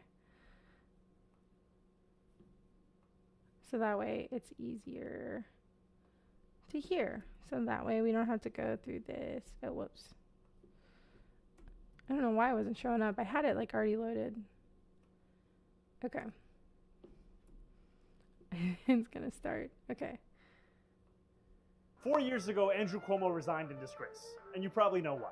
Governor's office kept the Okay, nursing home that's death probably data better, right? secret. Cuomo aggressively groped an aide. Inappropriately touched a female state trooper. Use of state resources for a COVID-19 memoir. Less well known is what he spent the last 4 years doing, besides getting trounced in the Democratic primary. In 2022, Cuomo started Innovation Strategies LLC. Okay, we're gonna start 4 over years again. ago, Sorry. Andrew Cuomo resigned in disgrace, and you probably know why. Governor's office kept the nursing home death data secret. Cuomo aggressively groped an aide. Inappropriately touched a female state trooper. Use of state resources for a COVID-19 memoir. Less well known is what he spent the last 4 years doing, besides getting trounced in the Democratic primary. In 2022, Cuomo started Innovation Strategies LLC to represent individuals and corporations in a variety of matters. Definitely not vague. Last year, it raked in more than $500,000. Who paid for Cuomo's services? He refuses to say. But what journalists have been able to piece together is troubling. In April, Bloomberg revealed that Cuomo advised a cryptocurrency exchange based in the Seychelles as it faced federal investigations. Then in May, Politico reported that Cuomo failed to disclose $2.6 million in stock options to the New York City Conflicts of Interest Board. His excuse? The stocks were technically owned by Innovation Strategies LLC, of which he's the sole proprietor. Finally, in June, the New York Times uncovered that Cuomo had worked with his longtime friend Andrew Farkas on a luxury marina project in Puerto Rico. Farkas' previous partner on luxury marinas in the Caribbean?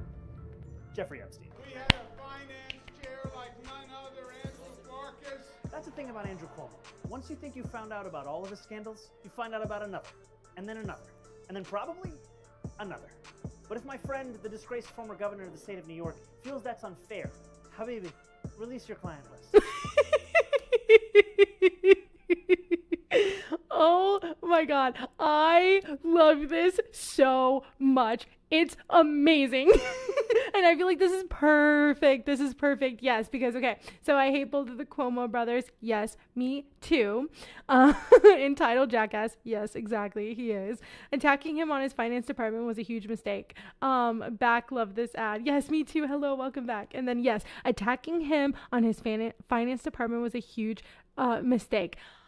Literally, that's what he's been doing. He's been saying the weirdest shit. Like, apparently, I guess, I don't know if this is just like a rumor or if this is true, but like someone on his social media team is like actually like trying to do like the Trump strategy, or is from Trump's regime, or I don't know, whatever, Trump's circle or whatever. And so it's helping him with his social media strategy. And I think that's really funny because he came out and he's like, I forgot what his parents' names were, but I am whoever Cuomo, and I am this person, and you know, this is who I am, and Zohran. And Zohran is like wealthy and is living in like a rent stabilized apartment and all this crap. And now like that's their new move. Their new move is to go after him because he lives in a rent stabilized apartment. They even say it in the Fox News thing we're about to watch. And like literally, it's just so funny to me because I don't understand.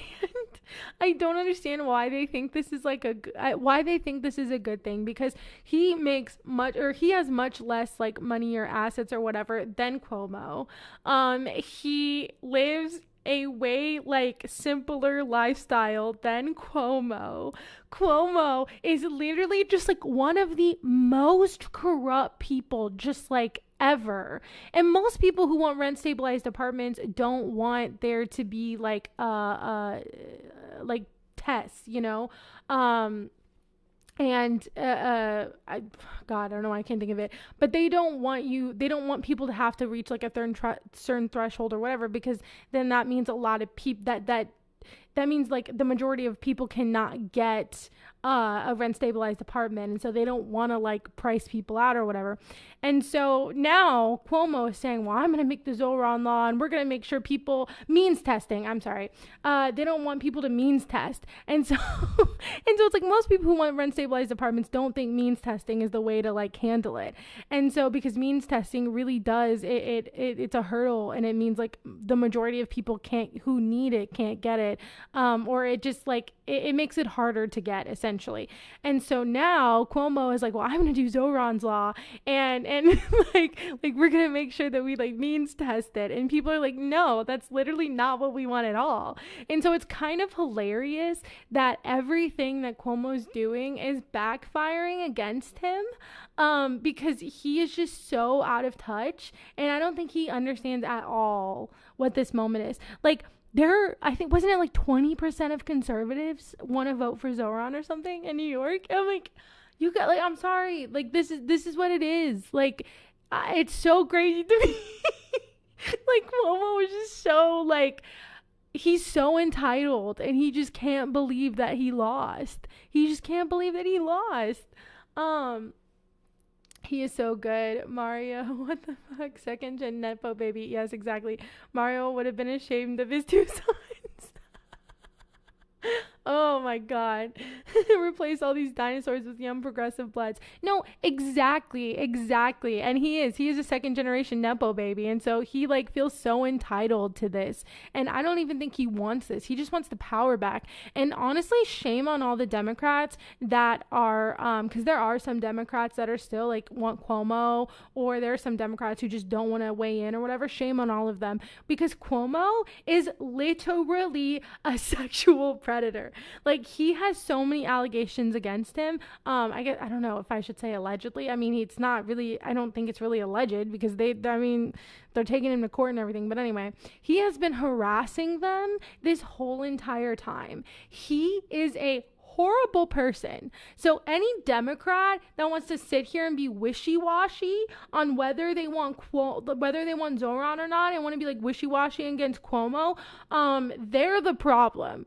They're the problem, because he is horrible. And if he gets into another position of power, they're just going to be putting more people in danger, because of him, and because of his assault, because it's, alleged, whatever, alleged. I don't think it's alleged, but I'm just saying he is not a good person, and they are allowing this to come in, and it's ridiculous.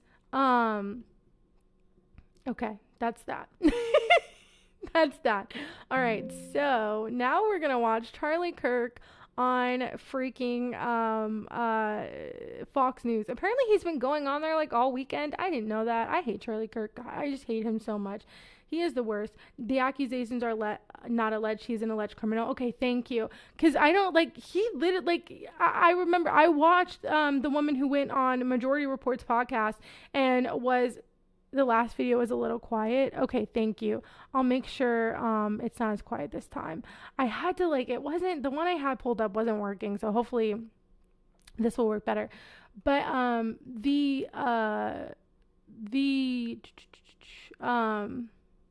sorry, I lost my train of thought. Oh, you know what? Maybe it's, okay, sorry. Okay, no, I think we're good. Okay.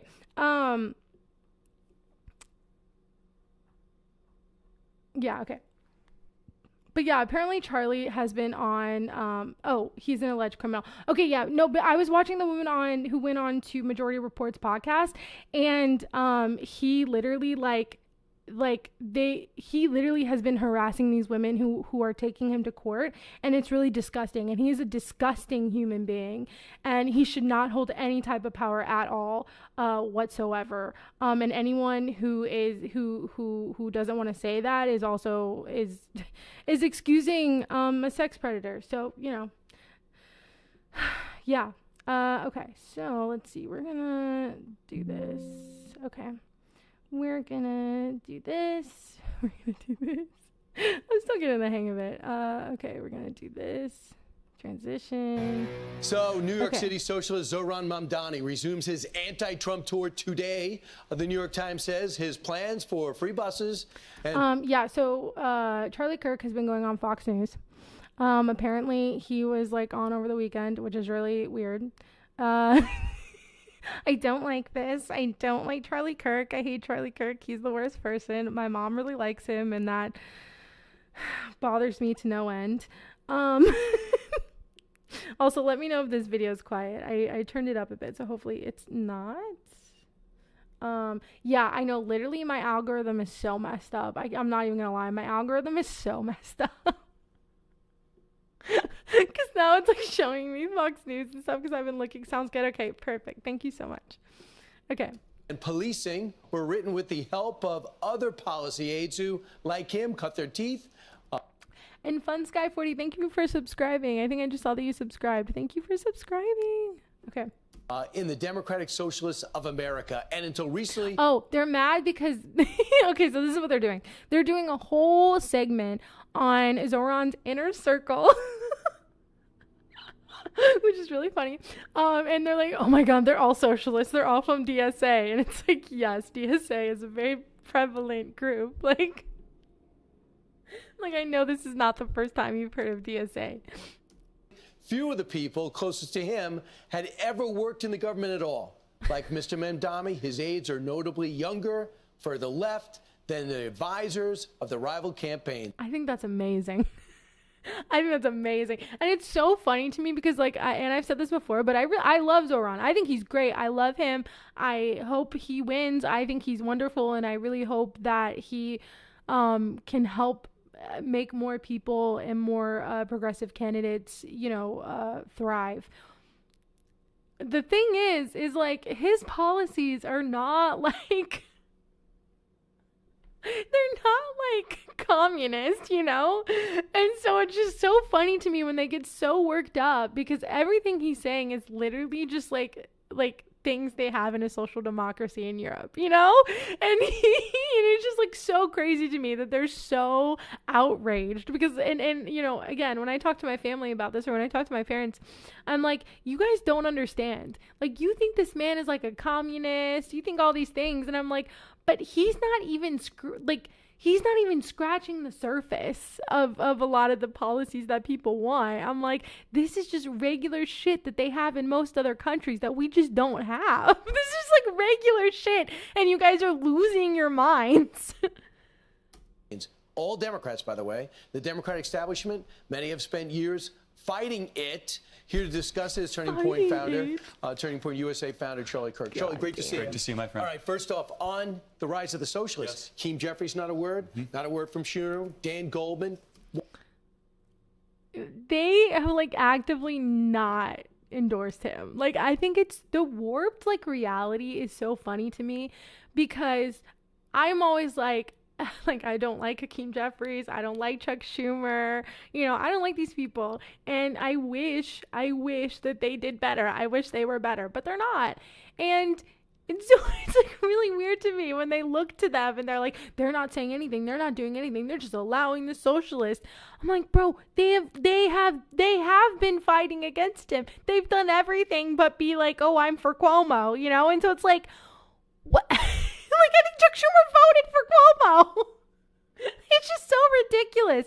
Their warped sense of reality is wild to me. Why not? Where's the leadership? Well, they're terrified, and they want to be on the right side if he becomes mayor. But it goes to show the dysfunction of the Democrat Party, both here in New York and nationally. And understand, the last couple of election cycles, they were able... I mean, they are dysfunctional. I will give him that. ...to quell this kind of AOC socialist base. Bernie Sanders won the primary in 2016, but there were a lot of gamesmanship by Hillary Clinton. He was probably going to win it in 2020. Remember, there were more games with Joe Biden. So that base has been quelled for over a decade. And Mamdani, we're about to hear them roar. I don't know if they're... Yeah, I hope so. God, I hope so. It's about damn time, honestly. It's about damn time. It's about damn time. God damn it. There's a moderate base out there for Democrats, which has got to be scary. So let's take a look at... It's got to be scary for the moderates.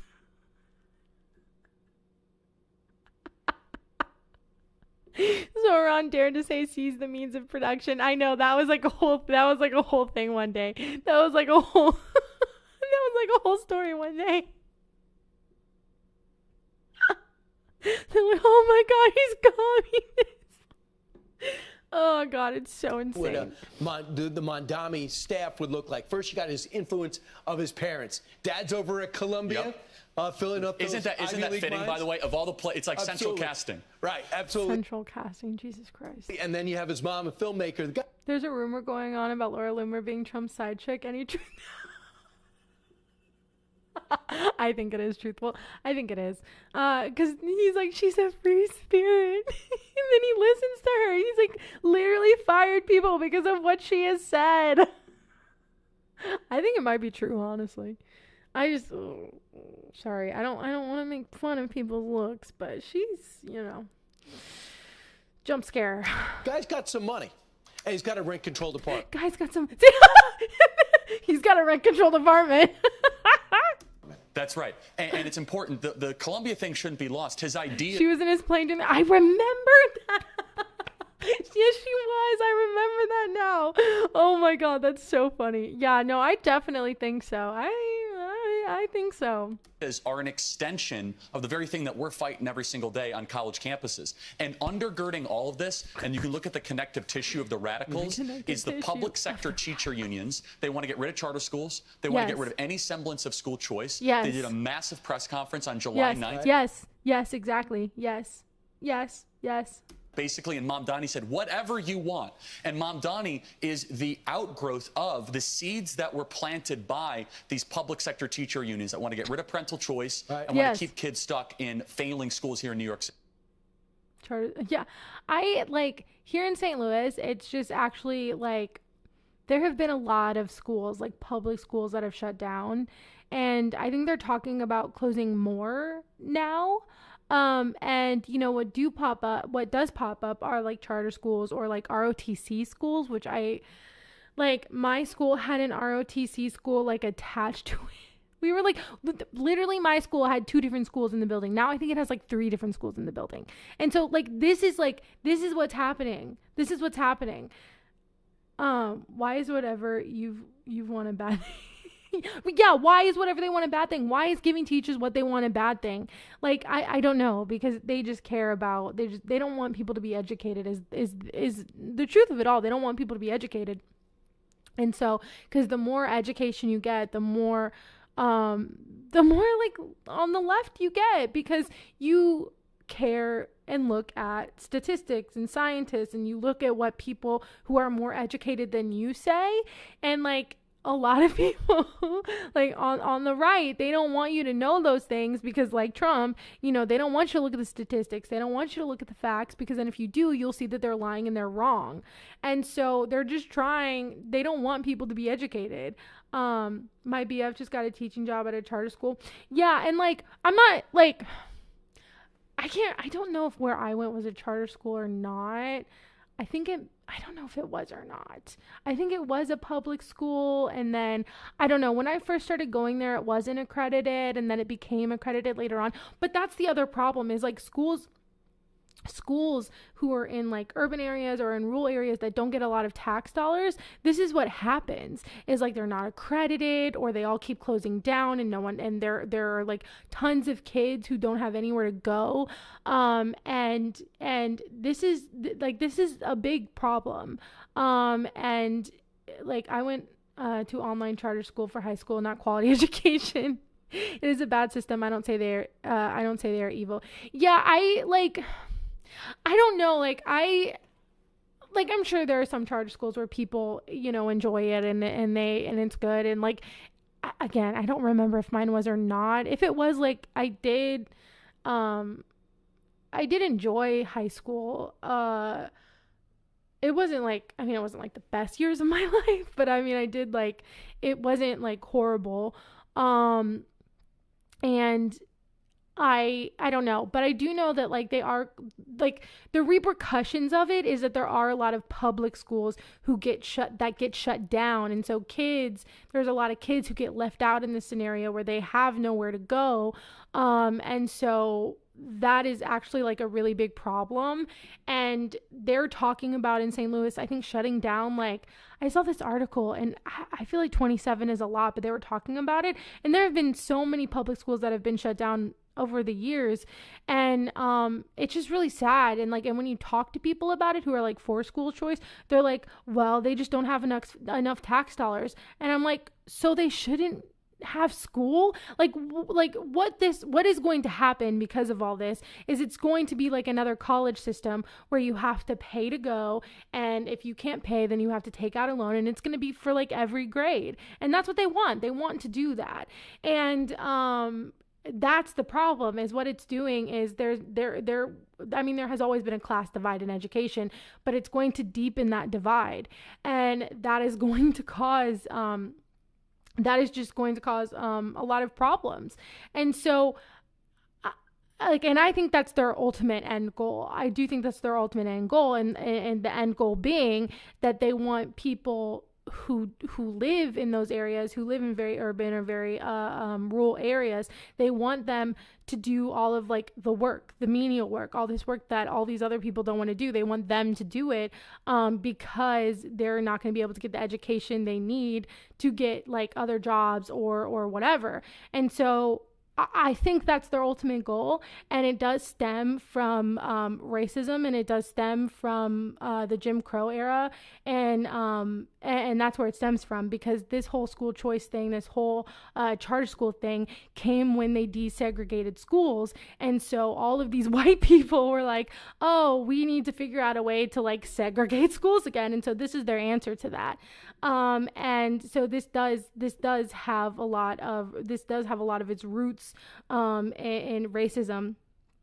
And it's not that they're evil, it's that they're suppressing public schools by their existence. Yeah, that's true. Exact. They take the budget of the public. They do take the budget of the public. And that's the other like such messed up thing, is like, we could be giving that money to public schools. Public schools should not rely on what tax bracket you live in. We should just be giving them money. We should just be funding them for the betterment of society, for the betterment of America. We should be allowing every single person in this country, we should allow them free and fair education. And when the reason they don't want it is because they don't want people to be educated, because they want that control over people. When people are educated, they don't have that control. And so that is why like conservatives, that is why this is their issue. An ad for online school just popped up. Oh my God. Have you noticed that? But it would be fair and we can't have that. Exactly. And a lot of this does stem from like racism. And it's so funny because I'm going to talk about this in a bit, like some more like the DC stuff, and like St. Louis and stuff, because a lot of liberals are like using St. Louis as like a scapegoat. And I'm not a fan of that. I'm not a fan of that, in that situation. But anyway, on my last video, when I was talking about how Trump going into DC and talking about going into Chicago and all these different places, and his lie about crime and cleaning up the streets, and how that is like racist, and those are dog whistles, and it is a racist trope that cities are like war torn and whatever. And I had so many conservatives in my comments. I always know that it hits the wrong side of the internet when I just get like brigaded with like conservative comments. And so that's what happened in my last video. And they're all like, you're actually racist because you assume that he's talking about Black and brown communities. And I'm like, okay, well, every single city he mentioned were Black and brown communities, and saying like you're going to clean it up or that it's so dangerous and blah, blah, blah. That is a racist trope. It is. And again, the communities he's going after are predominantly Black and brown people. And so like, it's just so funny when they turn it back on you and they're like, well, I don't see color. So the fact that you're acknowledging that these are Black and brown communities makes you the racist one. And I'm like, no, this shit historically is racist. And it does have roots in historically like racist shit. So no, actually, this shit is racist. And most policies we have in this country stem from really racist shit. So actually, no, like it is racist. And me calling it out is just like seeing it as it is. It is a racist trope. Okay. It is a racist trope. And when the language that he's using is like it's very like Nazi eugenics coded language, okay? And he is using that language on purpose. And so, and they have all these National Guard people, they have all these people out, and do you know where they're starting to stop people? And like, do you know where they're at? They're over by Howard. Why do you think that they picked to be over by there? Do you think that's just a coincidence that they picked to be there? No. And so it's like really, like, it drives me crazy when conservatives want to like turn it back. Want to like turn it back on you and be like, no, you're the racist one. No, I'm not. I am stating facts, and I am acknowledging the reality of the situation, because that is what he's doing, and he's doing this on purpose, and the language he is using is on purpose, and like, God, it bothers the shit out of me. So I did get in some comment arguments in my last video. And they're paying jobs in the police state. And that's the problem, is like, this is all on purpose. Like, this is all on purpose. And people who are in a lower tax bracket, it doesn't matter who you are, people in a lower tax bracket are going to be hurt by this. So all the conservatives that want to come after me or say, like, you know, leftists are crazy or whatever the hell, this is going to affect them too, because you're not a part of the club either. You're not in the 1%. This is also going to affect you, because what's going to happen is, like you said, the people who are going to get money, the people who are going to be successful are the people who join ICE now, because, you know, they're paying them all this money, they're getting rid of their debt, which is so insane. But those are the people that are going to be successful in this society now, and everybody else is going to be in a decline, because things are starting to decline. Things are going to get more expensive, and they are expensive. Prices just keep going up. Housing is not getting any cheaper; it's getting worse. And so, like, as things deteriorate, the only option is either join the regime, or you're kind of probably shit out of luck. And so, it's just like, this is what's going to happen. And so, like, trying to deny the truth and trying to like excuse what this man is doing is not going to help you in the end. It's not going to. Because they are putting their money deliberately in militarizing this country. So whether you think this is going to touch you or not, it will, because that's what they're putting the money in. They are investing heavily in militarizing this country against its own citizens. And that is their goal. ICE agents are only paid like $50K. Yeah, that's true. But they're giving them like bonuses and stuff for like how many people they kidnap. They're also like paying off their student loans, and like, it's just really it's just really disturbing, because there are going to be so many people who are going to take that because they're in a tough situation, and they have no morals, and they're probably racist. So I don't know. I guess I don't have a lot of sympathy for the people who join ICE. I really don't. I think especially, I just think that they're horrible people and they have no morals. And if you join ICE right now, I just think you're just a Nazi, really. I don't know what you're saying no to, but okay. I'm sorry. I don't know what you're saying no to. Okay. The money is set aside for charter schools that benefit mostly minority communities. Gestapo. Yeah, they are. And so that's why, like, I have no, like, I understand people are struggling, but I just don't think that's an excuse. Yes. And they're going to hurt the people that put them in office in many to respects. Literally join the Nazis. But anyway, only make $50K. That's what Joe Bailey makes. I don't know who Joe Bailey is. This is a little bit of the stat. Oh, wait, no, I do know who Joe Bailey is.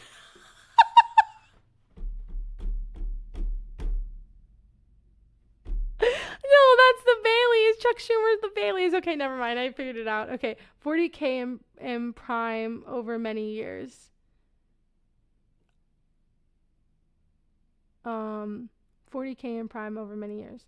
Well, they're giving them like lots of like they don't have primes for each. Oh, okay. I see what you're saying. Okay, yeah, I saw something that they were like giving them more money for like how many people they detain. But I'm not sure. But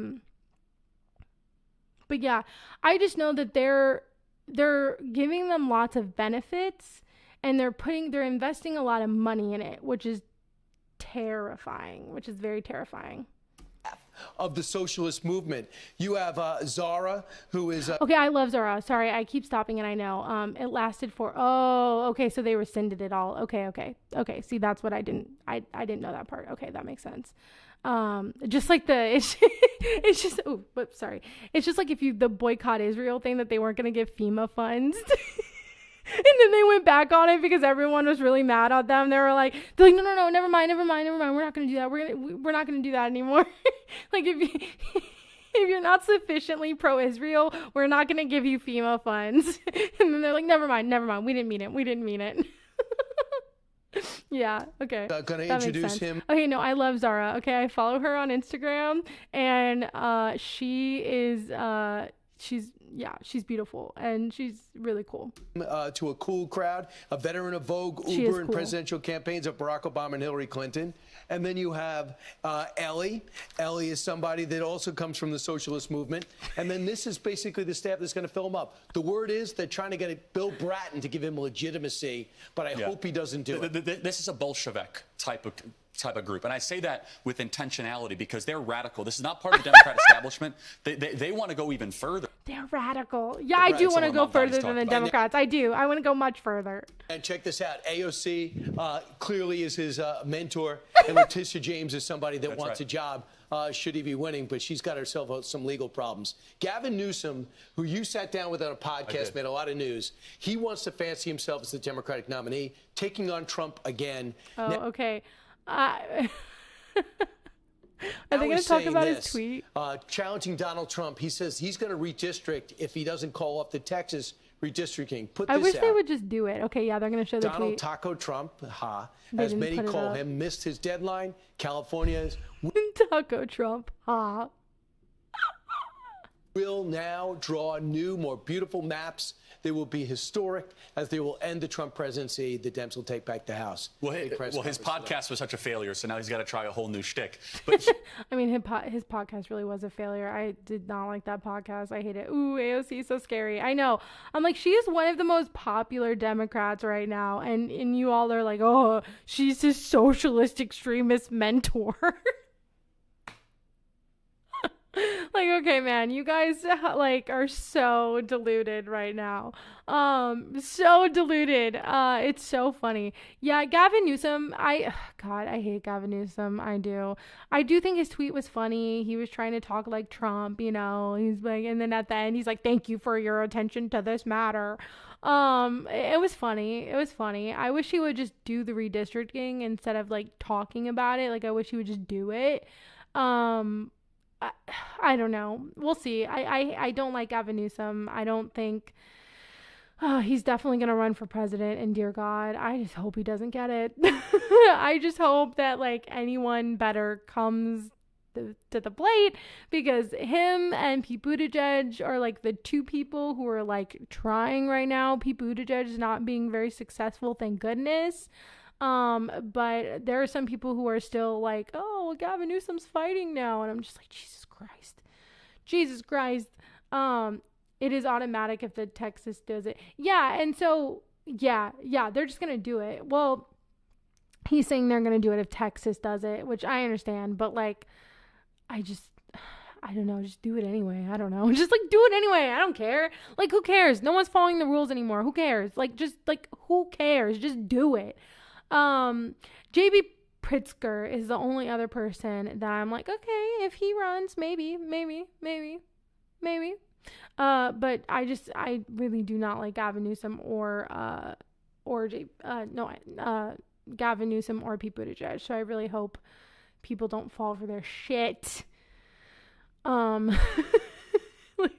hope people stop falling for their shit. Okay, so now we're gonna change some gears, and we're gonna talk about some people, like a lot. Okay, so we're gonna talk about DC and something that I've been seeing online a lot, and a lot of people, and it's okay, like I understand a lot of people are doing it, are like, okay, he's just doing this to blue cities and blue states, mainly just like blue states, because he doesn't like blue states, whatever, he's going after blue states, which I do think is somewhat true about Donald Trump sending in the National Guard and like militarizing Washington, D.C. and then doing the same thing to Los Angeles, and then saying Chicago, and stuff like that.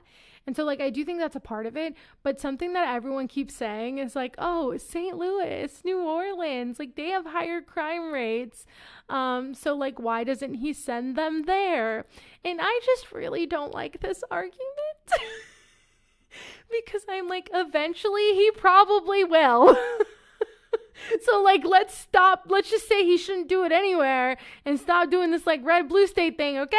So someone who did that was actually Jonathan Van Ness. Now I love Jonathan Van Ness. Okay. I've seen them, I saw their comedy show when they came to St. Louis, and I really do love them. And so like, this is no hate on them at all. I have no hate for them at all. I just think that like a lot of more like liberal people are doing this, and I just get really frustrated because I'm like, okay, we shouldn't let them militarize any state. We shouldn't be like, oh, well, you know, is it like blue state, red state, blah, blah, blah. But okay, so this is what JVN said. Memphis, St. Louis, New Orleans all have higher crime rates than Washington, D.C., L.A., and Chicago. Why does Trump not send National Guard to those places? It's easy. Red state versus blue state. Now, this is like, again, my problem is like, first of all, living in a red state, like, and I talked about this on Monday, our like state is now controlling the St. Louis police department, not police officers. So like, St. Louis already is losing its autonomy to the state, to the Republican state. And so blue cities don't need Donald Trump to come in for them to lose their autonomy, because Republican governors have been doing this to blue cities in red states for a very long time. And something else that someone gets into that we'll read is the way the crime stats in St. Louis are calculated is it just does the city and not like St. Louis County. And so sometimes it seems like our crime rate is like really high, where if you did it on like a per capita basis, it wouldn't be as high. And so someone else explains it much better than I just did. So I'm going to read that real quick. So her name is also Liz. She said, I love you, JVN, but big ick on this post. STL is a blue city with an incredibly different setup from everywhere other than Baltimore. Our city and county are separated, which means our crime rates aren't accurate. STL has been trying to fight this idea everyone has of us, and it sucks. A big name like you is just adding fuel to the fire. And see, that's my problem. And like, I even like in my comments when someone was saying like, oh, you don't live in DC, try going outside in DC at like 7 p.m. and see how it feels. And I was like, I live in St. Louis. Like, I live in St. Louis, the place where everyone finds so scary and everyone thinks is so like, when I was in college, I had this girl, it was a girl from my Bible class, because I had to take Bible class because I went in my college. It was mandatory. And because I always wanted to go to this school, and I knew I was going to have to take it, and I didn't want to. And it actually made me more of an atheist, those Bible classes. But anyway, that's besides the point. This girl, she was going on this mission trip to St. Louis, and she legit came up to me and was like, am I going to die? And I was like, no, you're not going to die. Like, what are you saying to me right now? I was like, what the fuck? Like, am I going to die? No, you're not going to die. Like, I was in such disbelief. Yes, we all die. Yeah, doing the Jody Ernst. Well, we all die someday. I was just in such disbelief, but like, this is what people think of St. Louis. And people who live here think that sometimes. Like, people in the county talk about the city in crazy ways. But even I, in the comments, I was like, I live in St. Louis, a city with a higher crime rate. I walk around at night all the time and I feel perfectly safe. Okay, I have been in the parts of St. Louis that people think are so scary, like North St. Louis. Like, I used to spend a lot of my time there in high school, and I was fine. I am fine. Like, I get so frustrated. Like, this is something that I get very frustrated about. And again, this is a hill I will die on till the day I die for this as well, is that like St. Louis and these cities that everyone thinks are so scary are not. They are not. They are really not that scary. They are not bad. You can walk around at night. You can do things. have there been shootings? Have there been violence? Yes, but a lot of it is people who know each other. It's not just like random. And a lot of that has to do with the easily accessible guns because we do live in a red state. And so like, I just get very frustrated when this trope it comes about all of the time, and it's so frustrating. So it's really frustrating to see a lot of people on the left be like, oh, well, I live in the North City. Exactly. Like literally it's so like I used to be over on North Grand all the time. Like I essentially like lived there. Okay. I was there all the time. All right. And my parents, I remember they used to be like so terrified and I thought nothing of it. I was like, no, everyone's cool. Like everyone treats me great. Everyone's so nice. Like people just have this misconception. And again, a lot of it stems in racism. And so it's just like so crazy to me. And that's why, again, getting back to my point, I don't like that a lot of people on the left are like, a lot of liberals are like, well, what about New Orleans? What about St. Louis? What about Memphis? And I'm like, these are blue cities and red states. Like we already get fucked over so much just by being a blue city and a red state. Like, I don't think you understand. Like, I don't think people understand. Like, being a blue city in a red state is like you just like constantly get fucked over by the state government because they just don't care. And like to be like, why won't they send the National Guard there? It's like, because like a lot of other like blue cities and red states, they are already like, they have already done a lot of crazy shit. Like they have already, like the state again now controls our police officers. So I think people who live in blue states don't understand or don't get it. They just don't understand what it's like to live in a blue city in a red state. And it's like very obvious because a lot of people, like a lot of liberals, especially even when like natural disasters happen, they'll be like, oh, well, that's a red state. And I'm like, yeah, but that like, there are blue cities in these red states, like what you don't understand, and like who really fight and really care. And so this next tweet that I'm gonna read kind of goes over that. So he says, y'all do know that St. Louis is where the Black Lives Matter chant originated during the Mike Brown uprising, right? Which is, if you forgot, that uprising was a reaction to the police state in Ferguson, Missouri, right outside St. Louis limits. Keep in mind, while y'all make these goofy partisan politics takes. Exactly. And you said the police were here in body armor and ad rifles in 2020. Exactly. And they use a lot of tactics that the IDF use on the Palestinians because they trained with the IDF. And so a lot of like, and I think that's when they started doing like tear gas and all these other kind of things. And Cori Bush, I always tell this story, but Cori Bush always tells the story about how there were Palestinian activists who were there during the Black Lives Matter movement and taught all of the activists how to be safe in those situations and protect themselves in those situations. And there was also an activist that mysteriously just like died in his car, and no one ever figured out what happened to him. And like the shit that happened back then was so vile. Oh my God, I'm so mad at Bell. I hate Wesley Bell. I chewed his staffer out the other day. I'm always like, I'm sorry I'm being mean, but I like really hate him. Like Wesley Bell is our new congressperson, and he's like the worst person in the world. He's one of the Congress people that went to Israel recently because I just hate him so much. He has allegations against him too, but nobody seemed to care about that when he was running. He's a horrible person. Okay. He is not a good person. Our Congress member is and he doesn't do shit. Like, what does he do? He's sending my grandmother to the scammiest email. No, I am on his email list because I call him and because I consistently call his office. And I'm just like, Jesus Christ, I don't want to be on this goddamn email list. I'm on Eric Schmidt's email list too. And he's a MAGA Republican. I hate him. I don't know. God. I hate Wesley Bell. The hate I have for Wesley Bell is like so much. And I don't really Kara Spencer, I don't know how to say her name. She's our mayor, and I also don't like her either. And I have not trusted her since the very beginning. And at first I was like, maybe I'm being too harsh. And then I was like, nope, not being hard. Nope. I hate her. She's the worst. She canceled because Trump was like, that's when Trump was like cracking down on like DEI stuff. She canceled, I forgot what it was. It was like, there was like funds for minority owned businesses or like programs or something. And she started canceling them. I hate her. I hate her so fucking much. She is the worst. And she all of her money came from this like real estate developer.